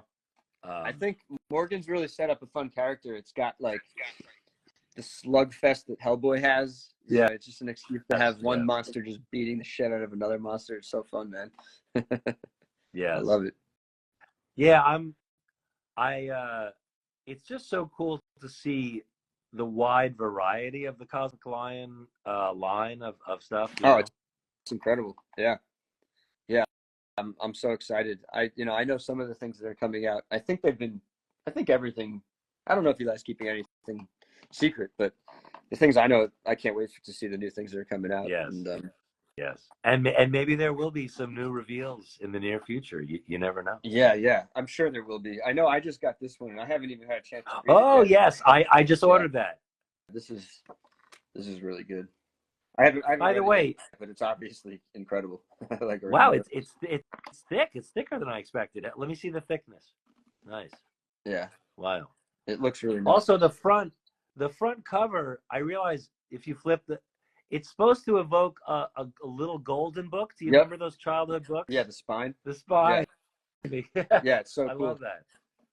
They even have they printed these like price tags on here. Oh that's my not God, actually on here. That's awesome. Yeah. So KG Man has a question. All right, KG Man 86S. I have zero artistic talent, but I have a story idea in my head. How do you guys go about writing an idea down on paper? You go first, Tony. I mean, having the knowledge of reading comics like all your life, or just thinking in terms of panels, then it's almost like you can think of it like a movie. Break it down just into images, like camera shots that you want to see. Also, though, you can find artists sometimes on DeviantArt or sites like that. A lot of times there's artists looking to collaborate with writers if you have the story, right, but you don't want to be the one to draw it. Yeah, that's a good point. What about you, Ian? What do you think? I mean, I've personally tried everything under the sun, and like right behind me, this is how I'm currently writing new issues of Neon Spring. Oh my God! I've actually, gosh, look at that. That's like a writer's room kind of thing. Yeah, because my history in film, I'm just like I really take the story very seriously. Wow. At a certain point, I'm gonna like chill on it and not try to write the actual film and just start making my comic. But I've actually been writing in my notes. I've been like taking my notes on my phone or my iPad, and I'll just speak my ideas. So I have like a giant document just full of random ideas. Wow. And then it becomes a matter of like organizing them. But I personally it depends on what comic it is, like I got Little Bird from Ian Bertram, gave me this copy actually. Ooh. And the writer Darcy Van Pulgeest is also a filmmaker. So he actually wrote like a screenplay format. Oh my gosh. So it's like a hybrid between a comic format and a screenplay format. So like comics are written with panels, and screenplays are much more fluid and easier to write, easier to read. But I love that hybrid because it's easier to write and easier to read. And I studied and written screenplays, so it was like very natural. But I just don't feel like there's no rules, and there really aren't. Like if you really want to write like a well-structured story and learn what you can do, then there are rules that you can learn, or principles that you can learn. But yeah, I don't know, KG Man, like what you have in mind. It would be like if I knew you and I knew what you were trying to do, I could give you better advice.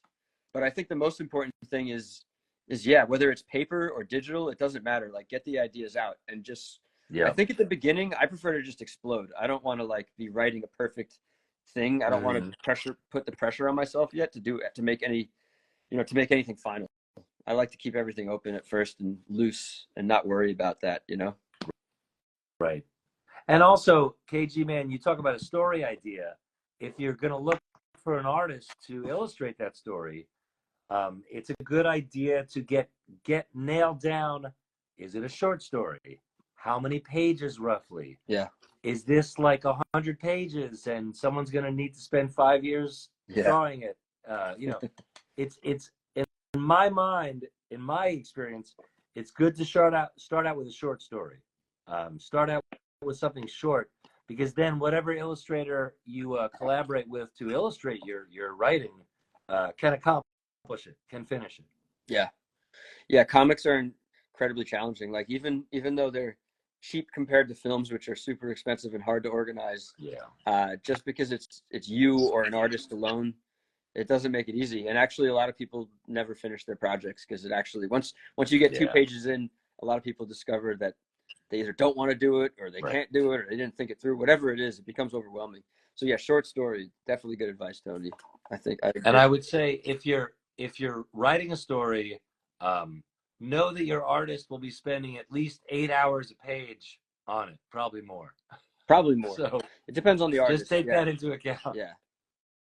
I think I mean I spent more than that personally. Some people manage to do. I was talking to Raymar Brenson last week, and I straight up told him that I didn't believe him. I thought he was being humble when he said he could do a page a day. I think he could do more than 1 page a day, but yeah, comics take a lot of time to draw. So the writers actually in this industry, like this is a funny thing to wrap your mind around. Like writers have to write a lot of titles to make the money, right? Whereas the artists, they can only do one at a time, and it takes a long freaking time. Yes. Raymar, by the way, is a stunning artist. I've been so impressed with that guy's work. Yeah, likewise. He's awesome. So fluid with it.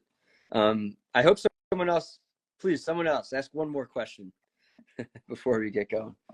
Let's see. By the way, Cosmic Lion packed packages for you and I both. Oh, thank you, man. Yeah, I know my package is going to include that wonderful new Barry Tan book, How to Feud the Marvel Way. Yeah, it's so cool, man. I might read that tonight. We'll see what I feel like after this. Yes. Got the Cosmic Lion. Thank you, KG. Yeah, thanks for asking the question, KG. Well, if nobody has any questions, I am going to ask you if you will come back on in the future. We don't have to set the date tonight. Absolutely. And do this again with me. We'll get through the rest of this book. And I'm pretty sure you'll agree when you have a new book, you'll come on then too, you know. Yeah. But even if you're doing a movie and you just want to talk about movies, we could do that too, because I'm considering this like the relaunch of my show, and I'm just going to do lives, and then I'll use Premiere to post them on YouTube later. And cool. Yeah. And it's all about the arts or whatever. It doesn't have to be only. Oh, it could be anything. Honestly, if you came to me and you were like, "Hey, I want to talk about something on your show," DM me. Let's do it, man. Right. Okay. Thank you, Ian. And you've got your first audio podcast, or first podcast will be with Morgan Heron, right? You mean since I've been doing these flip throughs?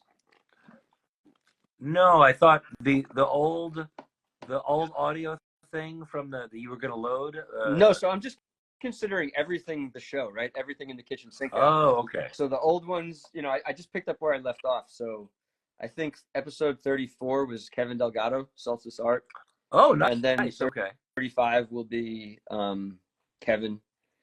And then I told you I would put up your old one next after that. Oh, okay. Cool. And then Raymar, and then you. I don't think I'm forgetting anybody, but yeah. So. Okay. But yeah. Awesome. Hey, I'm there for it. Thank you so much. Ian. I'm just counting up. You know, it's like, why drop it? Why stop it? Just pick up where you left off. Yeah. Hello. Welcome, new people, Classic Caslow and Beatrice, and Wonder Plunder. I think we're drawing to a close here tonight. We are drawing to a close. If anybody wants to sneak a question in before we say goodnight, I'll accept it. But we're basically saying goodbye right now. Yeah. But yeah, man, I love your work. I just love how we met. I'll never forget like the sound of your voice, like in the audience, like it's Oh, a very thanks, man. distinct voice, you know, and like you are a voiceover actor. And yeah, I before I could even like see your face, because like much like there's a light in my face right now, there was a light on my face in that moment. And then I don't even remember how I guess we just connected that day and stayed in touch. And it was just awesome to see, like, it's just awesome when I see that people who love comics come out of the woodworks, you know, it's just great. Yeah, yeah. And it's become And such an sometimes, important part of our lives again, which is beautiful, man. I don't know about you, but I feel like very spiritually in touch with myself and the world, yes. and comics matter to me on that level, on that spiritual level, you know, even the most violent, silly, goofy ones. I don't care. Yeah. I just love all comics, and to be connected to it again is great. Yeah, I feel like comics are just as important as music in terms of just providing creative fulfillment, stimulation. It's an art form that is just as impactful as I music. agree. I think it's underappreciated and not as popular, obviously. But Yeah. to the people who really make things, I know for a fact, like musicians love comics, Yes. filmmakers love comics. It's no secret that James Gunn loves comics. That's why he Yeah. makes great superhero movies. Yeah. And yeah, it's just like Anton was actually on. He did this with me a Yes. couple weeks back, and he just called comics punk rock. And I just feel like they remain semi underground. Even the most popular ones, it's a semi underground pop culture medium. You know, even though it is part of pop culture, it's more underground. It's more unknown. But I know it's deeply influential, and you know, not Anton just is the superhero another comics. Anton is another terrific creator. Yeah, we went through page by page. He showed me his original art, so it was kind of cool to see what changed Zethia? from the original, very mixed media pieces to the final pieces. Wow, nice. I gotta watch that. By the KG way, Man says, KG Man, explain that to my wife because she doesn't get the comic thing, but it is my therapy. Yeah, it's therapy. It is therapy. I've you know, Tony and I talk a lot about our private lives, which we won't go into here, and I'm pretty open with my private life. So yeah, I mean, like since I was a kid, I've you know, I've had a lot of tough experiences and low moments, and comics remain like this constant where it's just like no matter how bad everything, I can just step away and escape and feel like, you know, just a little respite from whatever's going on. Just get away from it a little bit, and, yeah, feel better. Yeah. And by the way, KG Man, the podcast KG Man was asking about. You want to give him the name of your podcast again, or where it sure. can be found? Yeah, Everything in the Kitchen Cinco.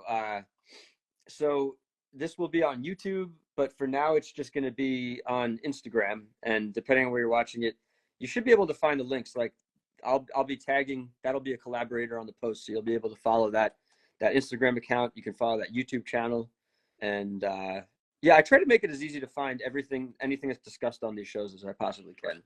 So. But Ian Cinco's, you know, look at his main page, and you'll see the Everything But the Kitchen Cinco as an additional account. Right? I actually don't have it there right now, but I think I should get it back up there. You're right. Oh, probably. Yeah. It's probably time now that I'm officially doing it again. So yeah. And what was I going to ask you? Maybe nothing. Yeah. Okay. Awesome. I'm just excited for all this new podcast releases and all this material. Yeah, man. What I look forward. I was going to ask you is, I think I have to go because my dog, I think, is whining. I might have to go attend to her. Oh yeah. Well, Luna's looking at me like it's time to, man. But yeah, just keep making comics, man. Keep reading. Yeah. Read more comics, make more comics. You know the saying. Yes. And I have one new page of a short story is here. Oh, nice. Doing sort of like a 9-panel grid thing. But I pitched it to the New Yorker and they passed on it. So I'm just going to keep making it for me. What's it why is it attached to the Frankie Boy Monster thing? Is it in it's the same page? Not attached. I just have some original art pages here. Okay. That I thought I could show. Yeah. This is another autobio thing about when we saw the first ever Yoda action figure, like the first ever Yoda toy that Kenner made. Nice, man. Anyway, these are comics that are in the oven currently. I was gonna comment when we got to the autobio comics that are you know, less crosshatchy, that I love the style. I love what I'm seeing right now. I love that look of that. Thank you. I'm trying to get a little less hatchy. But on that note, thank you again for coming on. And I really look Thanks, forward Ian. to seeing the new things you do. I look forward to seeing you and hanging out with you at comic conventions or wherever I end up running into you, as we always do. Yes. Yeah, be good, be healthy, take care of yourself. You too, man. We have to try to stay sane in this stressful climate. Yeah, it's about to get very stressful with the election, man. Oh, JC, thank you for joining, but we are actually just ending our lengthy chat here. But I will be. John Devore is a terrific writer and author, and he's got a new book out. I'll post it pretty much immediately after we hang up. I'll be writing the caption and sharing it on Instagram. So, yeah. Alrighty. All right, Tony. All right, Ian. Thank you so much. Man. Long live comics and long live Cosmic Line. Yes, sir. Yeah. Shout out Cosmic Line. All right. Have a good night, man. Ciao. Thank you to everyone who joined us. Yes. Thank you, everyone. Peace. Thanks.